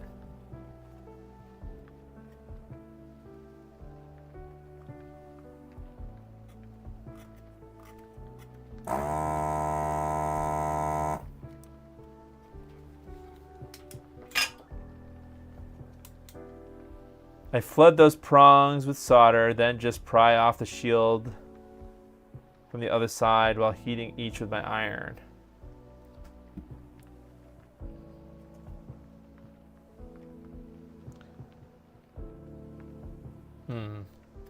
Oh, I see what you're saying. So these two joints they go through. It's kind of hard to tell here, but the shielding, the top shield here. Actually, will it just come off now that I've desoldered it?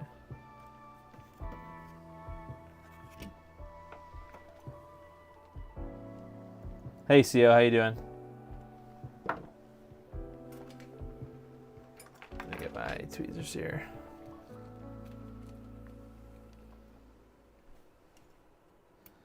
This should just come off then, since I've done the desoldering. Or is it kind of stuck on there?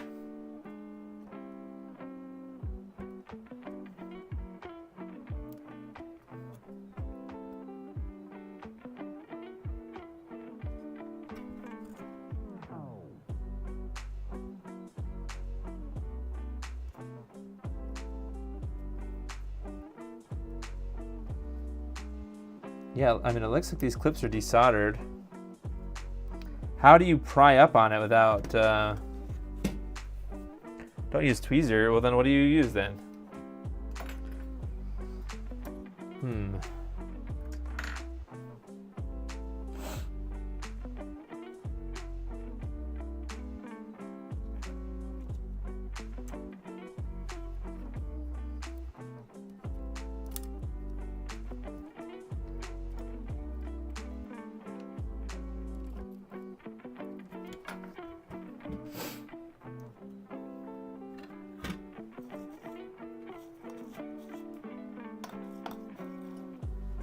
Metal spudger. Oh, I have a plastic spudger. Where's my plastic spudger? Spudger.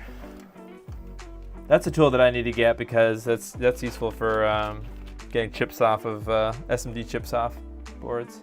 I just had it this afternoon. Where could it be? Wiggle it. Yes, gotta wiggle it. Oh, here it is. Found it. Okay, so this guy.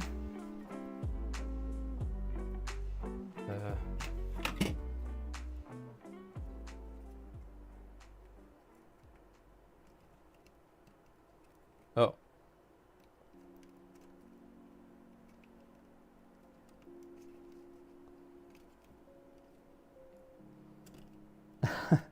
Sia's gonna be like, don't do that, it's gonna blow it up. Can't really tell if I've gotten it off all the way. That's not what she said. Not what she said. Hey, wee thing, how you doing? Just back at it again with another thing.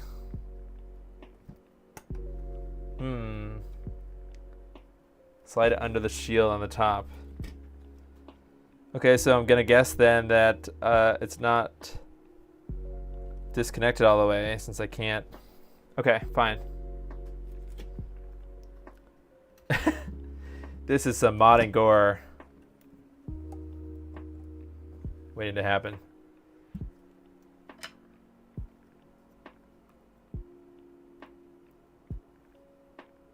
It should just come out then, right?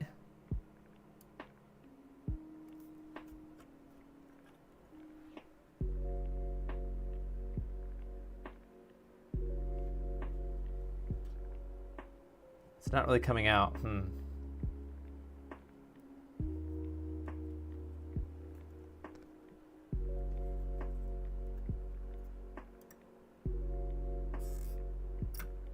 Guess I have to do it what Red Herring says and flood it instead of solder sucker it. All right, fine. I'll listen to you, Red.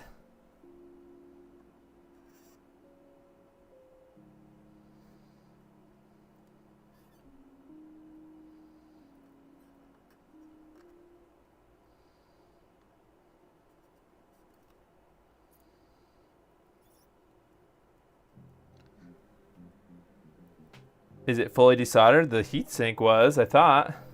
Not the whole thing, just this. The top comes off, you said, with those 2 bits, right?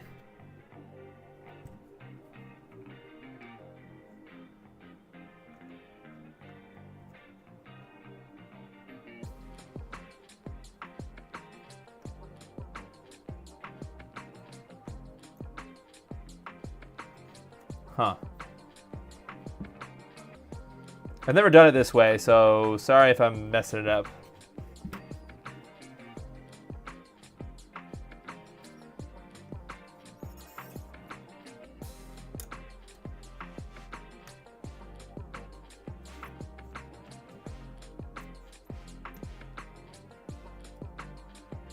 Huh.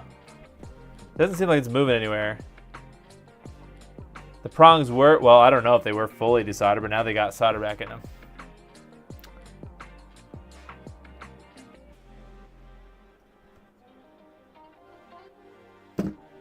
How much heat does it take to remove that?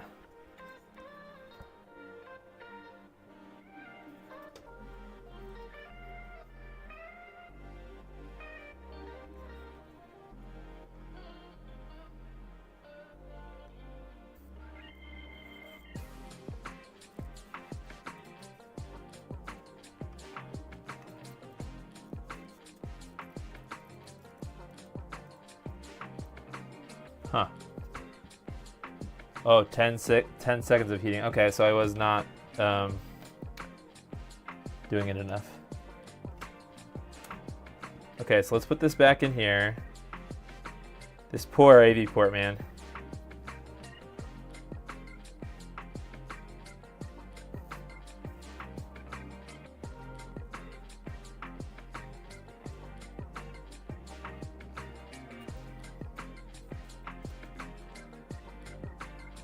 It would have been removed by now, yeah. Well, maybe.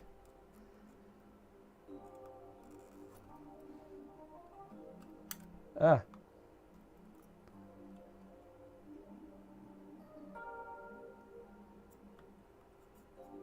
I don't know, man. It's not working.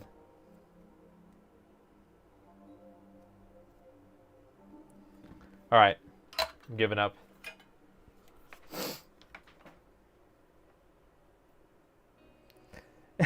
People will, only you will laugh at me.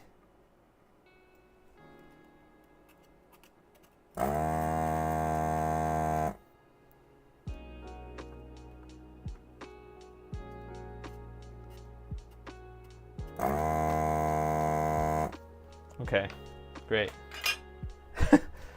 We're back where we were.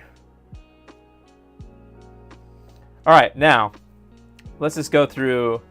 Well, why can't I just use the hot air on it now? I could, right? Should I try it? Or is that stupid? I'm gonna try it, I guess. People are gonna laugh at me. All right, so what I'm gonna do, though, I'm gonna do it kind of a tweaked way. I'm gonna kind of like put this, oh gosh. I'm gonna kind of put this, well, I don't know, let's see. I'm not really worried about any components coming off. Let's just try it. It should just kind of fall out, right? If I do it right. Go to 350, I don't know, what, 300 solder, 350? I don't know, sure. Cover all the resistors, nah, we send it. The shield makes it harder, oh, the top shield makes it harder. Oh no, I put my pinky in the you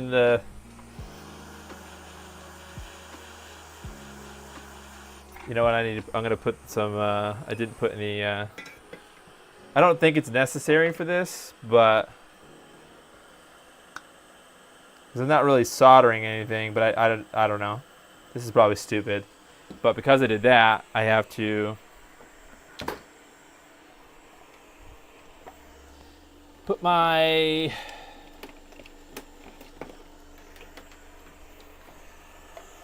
thing here. The, gosh, come on. This is a lot of crap in the way right now.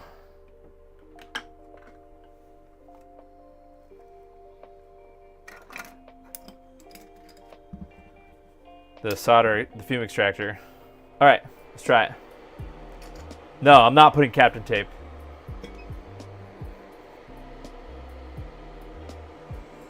Oh, fine, okay. Like 3 people yelled at me, fine.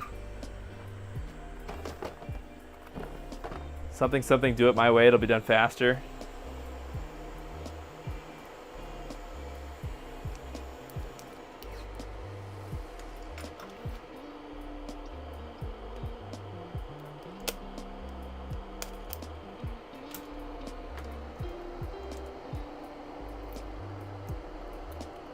Are you guys happy now? Are you entertained? Are you happy? Okay, here we go. Send it. 350 temp. About 50% speed. All right. I'm just gonna kind of put light down pressure on this. On the you know, the thingy.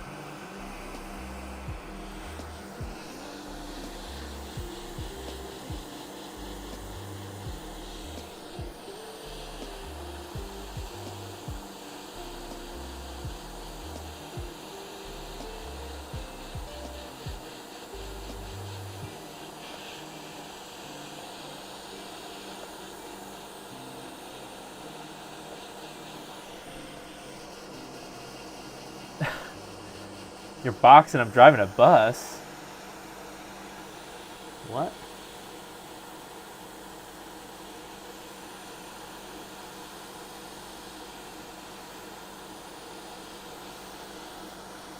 This is not working.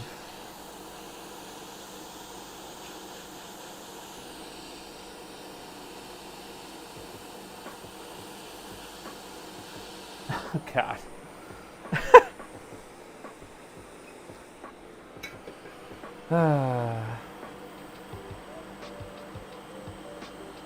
Was I close? I don't know if I was close or not.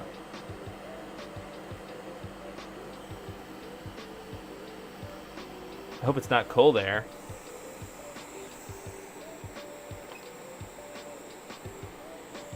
Take the nozzle from the gun, so it's from the gun it's so small. Oh, I see. So like, have just the small part. Okay, let me try that.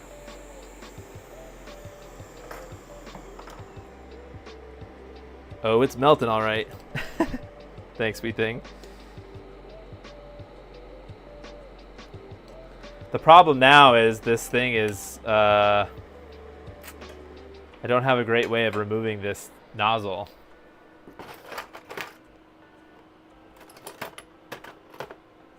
Well, actually I do, maybe. Let's try this.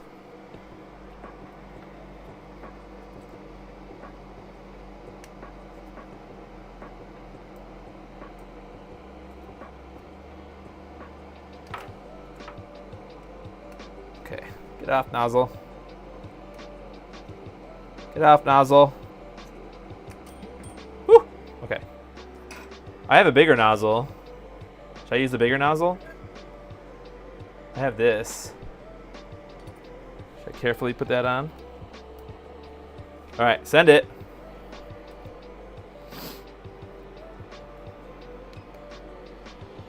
You sat on a soldering iron? Okay. Wow, that hurts. Okay, I understand.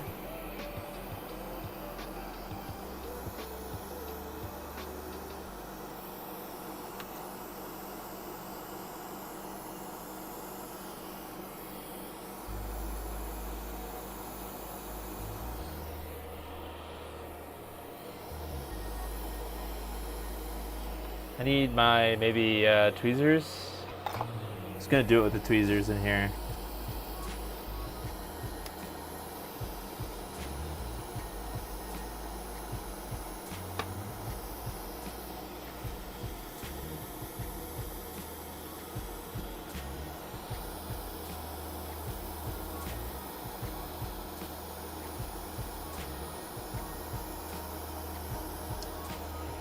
This is annoying.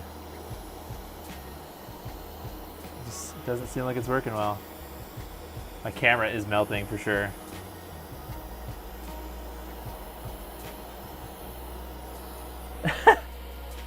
It's just not auto-focusing. Here, let's set the autofocus.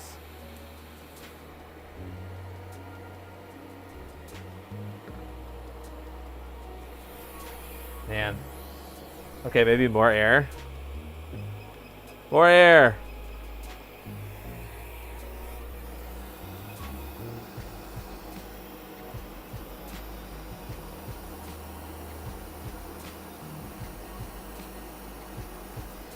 A little more heat. 360.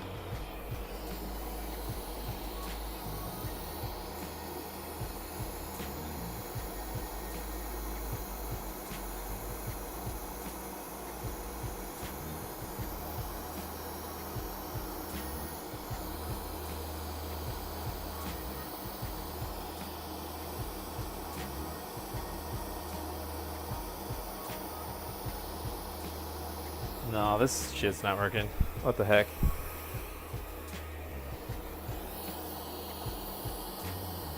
All right, plan A, B. 450. Really? All right, fucking send it. You want 450? I'll give you 450. the first temperature that someone says out loud is what I do. Whew. All right. More power! Oh, it turned off. I think I hit the button.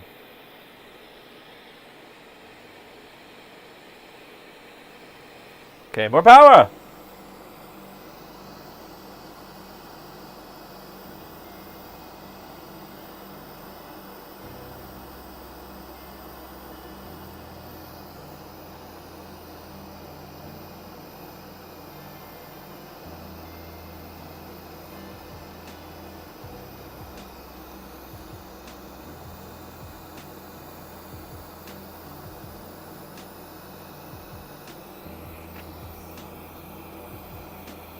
Oh!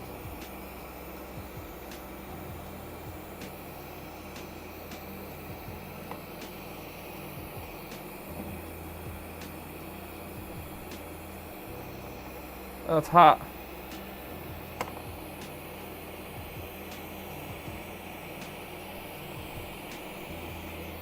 Oh, it's so hot.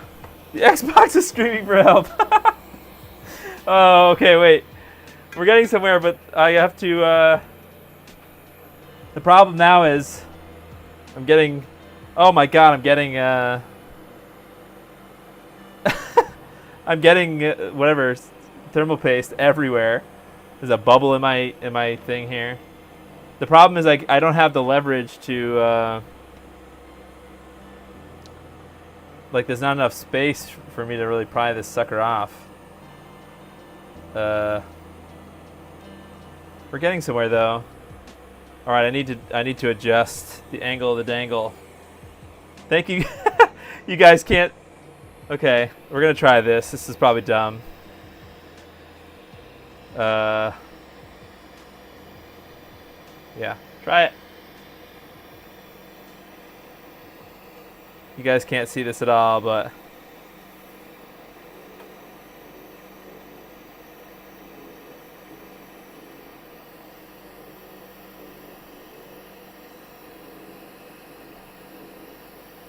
this is absolutely stupid.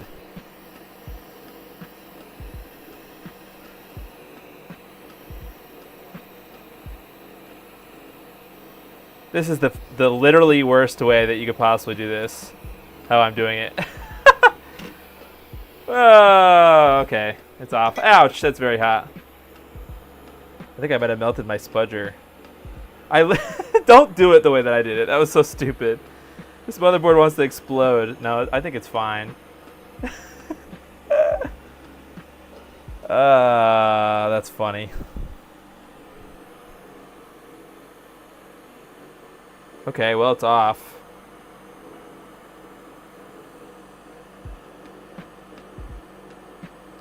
Let's check if we lost anything. That was so stupid. Okay, fine. We're there. We made it. I don't think I lost anything. I hope I didn't lose anything from these components here. That was the most cringe thing I think I've ever done. I got it off, right? Oh god, I just am embarrassed. Hey, I mean, it's off, and I don't think the board is that blown up. I did end up getting thermal paste everywhere, though. I think I touched the CPU, and it got all over the place. So I need to do that. But we also need to actually here. I got the where's this? I gotta clean this little spot up. There we go. Yeah, I would have had to put it over my bench, I think, like off to the side. Because the problem was there's not enough gap if you leave it like this, just down. I didn't have enough gap to pull it off after, so I was like, now what do I do? Because it was coming off, but yeah. So that's what I could have done better. Or I do have a board holder. If I had it in my board holder, maybe that would be better. Okay, so off camera, I'm gonna have to clean up the. Somehow I I fingered the CPU, the thermal paste. So okay, so we still need to clean up the vias.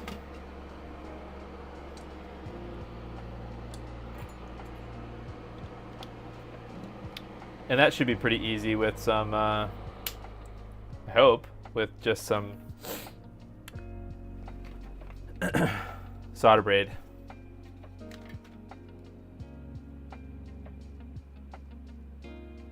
Red Herring probably left. He's like, this is the worst.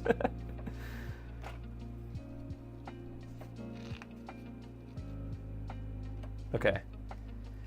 Well, I have to switch back to I have to lower my camera down a little bit.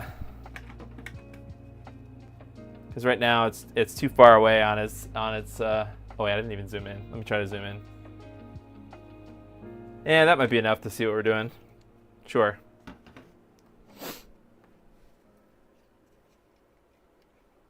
I would have just, if it was just me, I would have just desoldered it all with my desoldering iron. But I've had problems in the past for sure with doing it that way too. So I guess you don't really need to take all the solder out. It's really more we do need to put a thing back in here. Like a little, I'm going to use a component leg to do it. There's two little points we need to kind of bridge. We need to make like a little staple.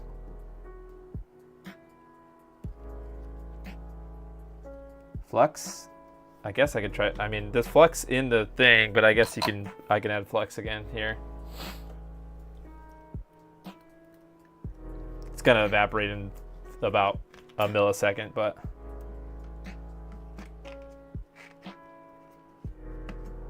you don't think this is the worst? Yeah, I mean, you're right. The thing you have to know about this, why am I forgetting the word? Solder braid is it has flux in it.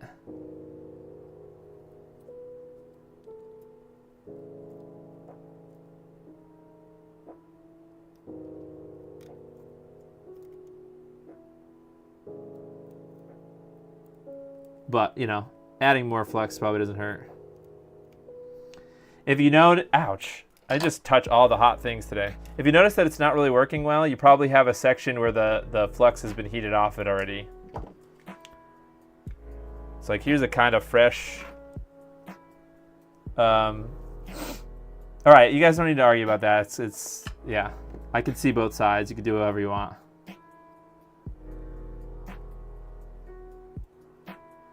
I probably should heat up or increase my soldering temperature. I don't know. I've never done this. Used it's already been desoldered. Usually when I do this, it's the vias are desoldered. It's not super duper working. I wonder if I could use the desoldering gun. This is gonna take forever. I might just do this off camera. You don't really have to do every single one. As long as there's no bridges, you can just...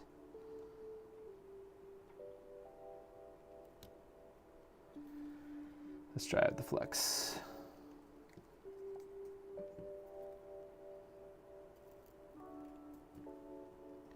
You can just do it with the, do the ones that need to get done. So actually, let me just show you what I need to do next. Yeah, so, I mean, sometimes you're just gonna get one, like that via I tried to get out. You might have to add more solder, or you could do it from both sides of the board. Maybe I should do it from the bottom of the board. There's less stuff in the way. Let me just show you the instructions, though, what we have to do next. So we'll do this next time. Getting that thing off is the major pain in the butt. Here, so this picture, we basically have to make little staples. This is how I do it anyways, with the couple of other consoles that I've done. Make little like staples with a component leg and just basically bridge these connections with those like staples, so you solder both sides. But we can do that next time.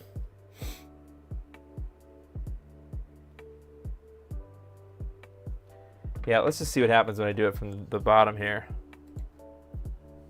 No, I don't need to do all the vias. Yeah, you're right. But you do need to know which orientation. So if you look at the picture here, it tells you, so like if you're looking at it from, you're basically looking at the vias from the bottom in this picture, like the underside of the board. So pin 1 is the top right, and if we look at my board, so pin 1, autofocus back on. Pin 1 is the top right here. So pin 13, it says what we need to do. So we need to skip. So we need to skip 1, 5, 9, 13 is this one here. So the fourth one over from the top. So we could try to get that one done. You really only need to do those few. So let's try that one. Can we desolder that one? Pretty easily.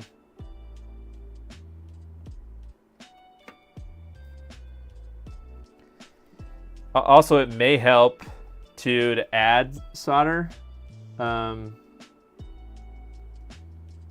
let's try that.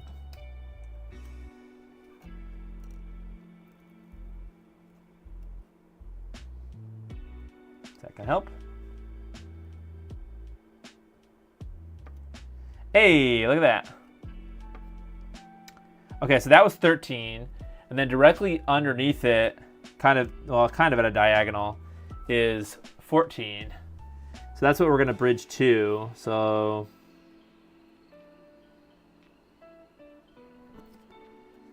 $14.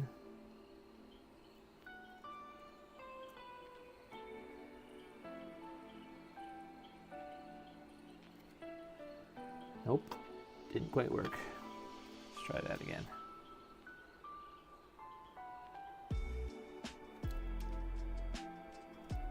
Let's get a fresh.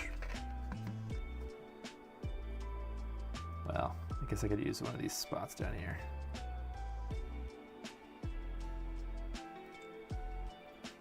Yeah, I feel it. That worked that time, I think. Let's try it. Nope, still didn't work. Damn it.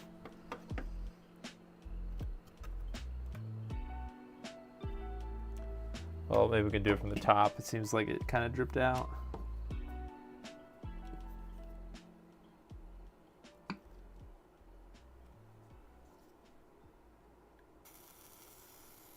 I don't know if flux actually really helps that much. Well, I don't know. It might. Man, dang.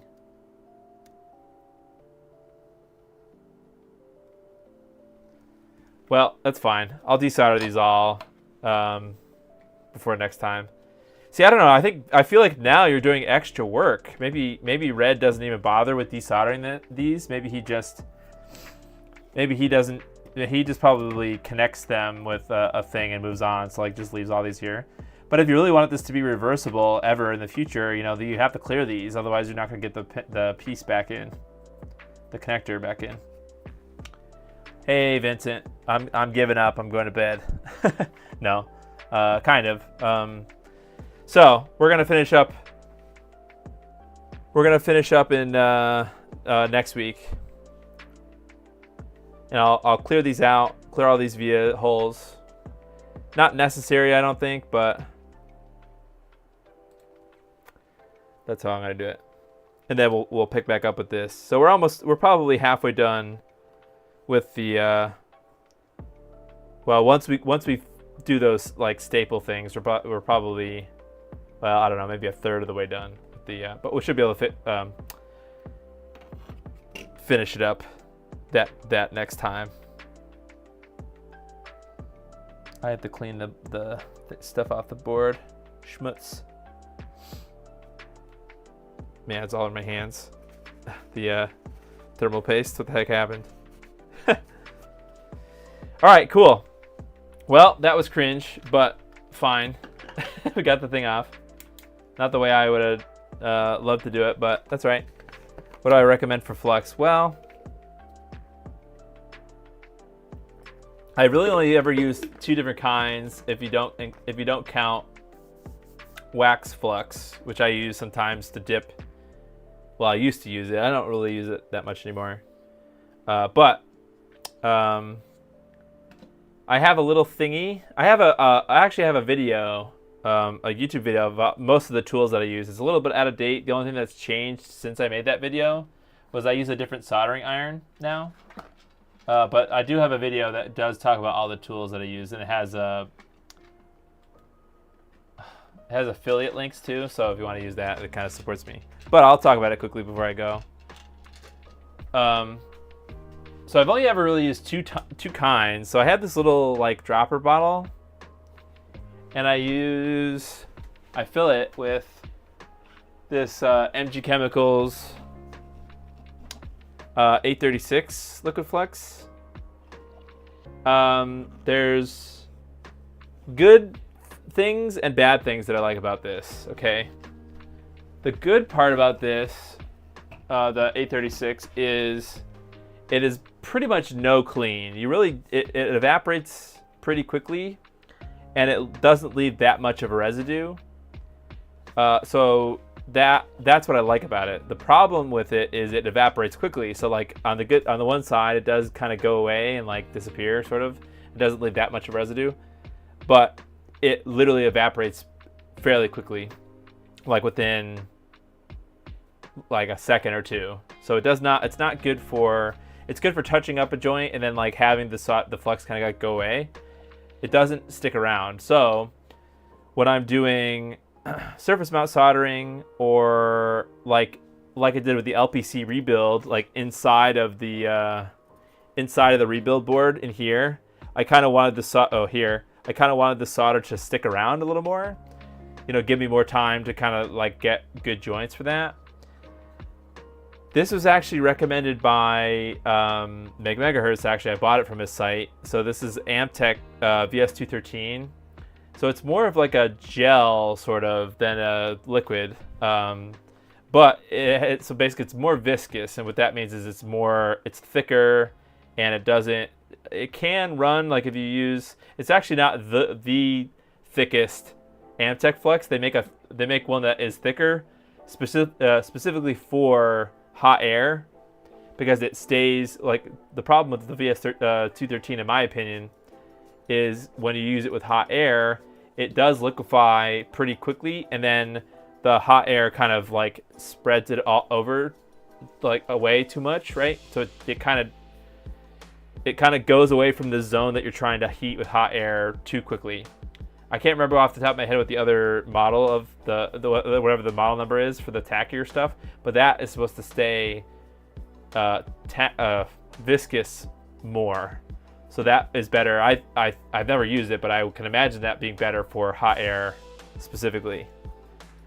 So I think that having good this 213, it's kind of like a superpower because it helps you a lot with drag soldering stuff, or most of the time hot air, or like fine pitched stuff if you're doing it with just manually, because it does stay in one area with just a normal soldering iron. So it gives you a lot longer working time to just kind of get the joints good and not have to reapply it like constantly, versus this stuff, it just kind of evaporates and it goes away. You make your own rosin with colophonumia and IPA. Interesting. Huh. So you make your own sort of rosin. I do know, or flux. I do know that there is, what is it called? Before I go, I just wanted to share this. What is the new name of Amtech? Amtech new name.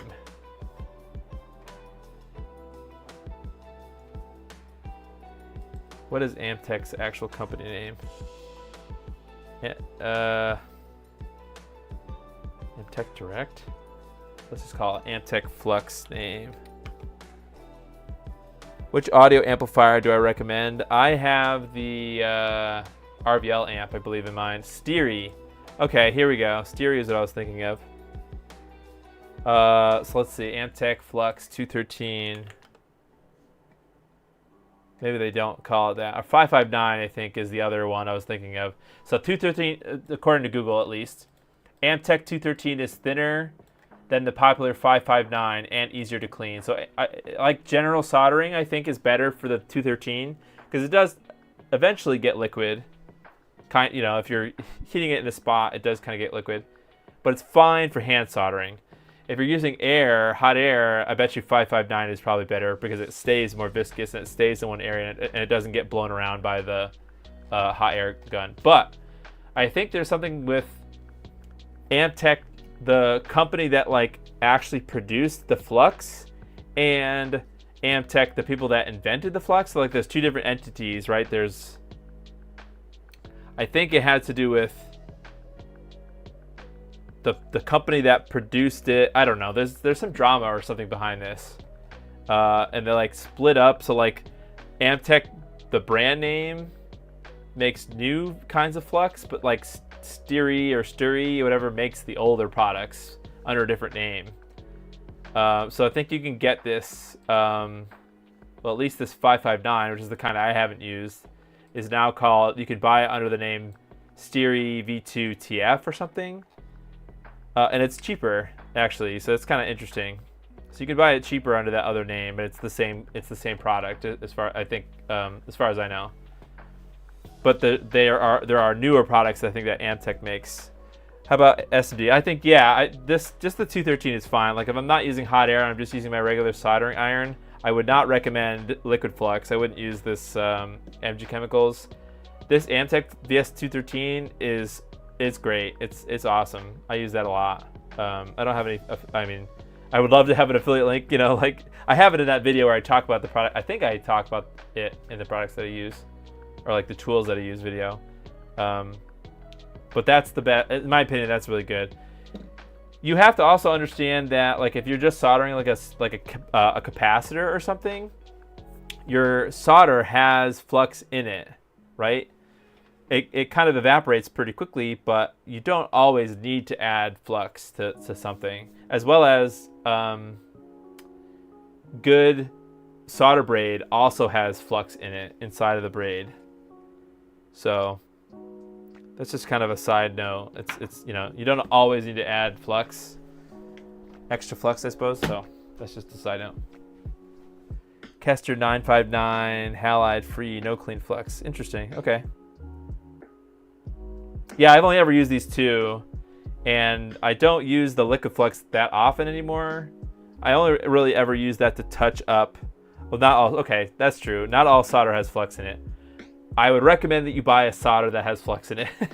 I use Kester 63 whatever, 6327, whatever. But I use the 0.5 millimeter diameter, so it's a very fine pitch, very fine solder. I mean, may not be super helpful if you have like thicker like through hole components, but it's way. I don't know. I mean, the reason I bought it in the first place is because I know it's easier. It's easier if you're trying to do really small soldering, so like fine pitch, you know, where you don't really want to dispense a lot of solder. So have some cooking oil. What? Okay. All right. That's pretty much it. That's interesting. So Steery is the name of it. I do want to try that, but I think that it literally is just the old Amtech. Cooking oil is great for S&D. All right. Thanks, everybody. I know that last part was kind of cringe, getting this thing off. It took a long time. I don't think I melted it, though. That's good. The connector here. I just needed more power. I might have melted it a little bit now that I'm looking at it. Red herring is cringing. I mean, he's not cringe. Red herring is goated. I might have pulled one of the pins out. I don't know. Oh, maybe not. I see the other side is that. Just whatever. Don't know. I got this far. So, all right. Next, this Wednesday is going to be the Hitman stream. We're going to put that together and try it out on a retro computer. Basically, that is a USB mouse and keyboard to PS2 mouse and keyboard adapter thing. It's pretty inexpensive, and it's in its own little self-enclosed thing. So that's next stream. Then the stream after that is going to be, actually I'm not going to be here the stream after that. I'm going to be on vacation somewhere. So, but the next time I stream, we're going to finish up well, actually I don't know. Do we want to do Project Stellar? We want to keep doing this? I can imagine by then I'm probably going to have the Game Gear, the SYF replacement board again, because I've been waiting for that. I've had the ASIC, the Game Gear ASIC on my desk for a while, and it needs to go away. So I don't know. It's either going to be Xbox finishing up or go back to the SYF board. So thanks for sticking with me. Thanks for giving me directions and not being not yelling at me if I do the wrong stuff. Because above all, I think I don't know. I'm not a professional. I'm just a normal person. Like I do this, twice a week, but I don't always do intense, relatively intense stuff every single time. So it's like riding a bike, but not really, because you kind of relearn techniques every time that you do it, every time you get back to it. So, but I just try to show you stuff that if you're a casual mod installer, like you install your own stuff, you might run into some of these problems. So that's why I like to do it that way. So, all right, bye everybody. We'll see you on Wednesday with another stream.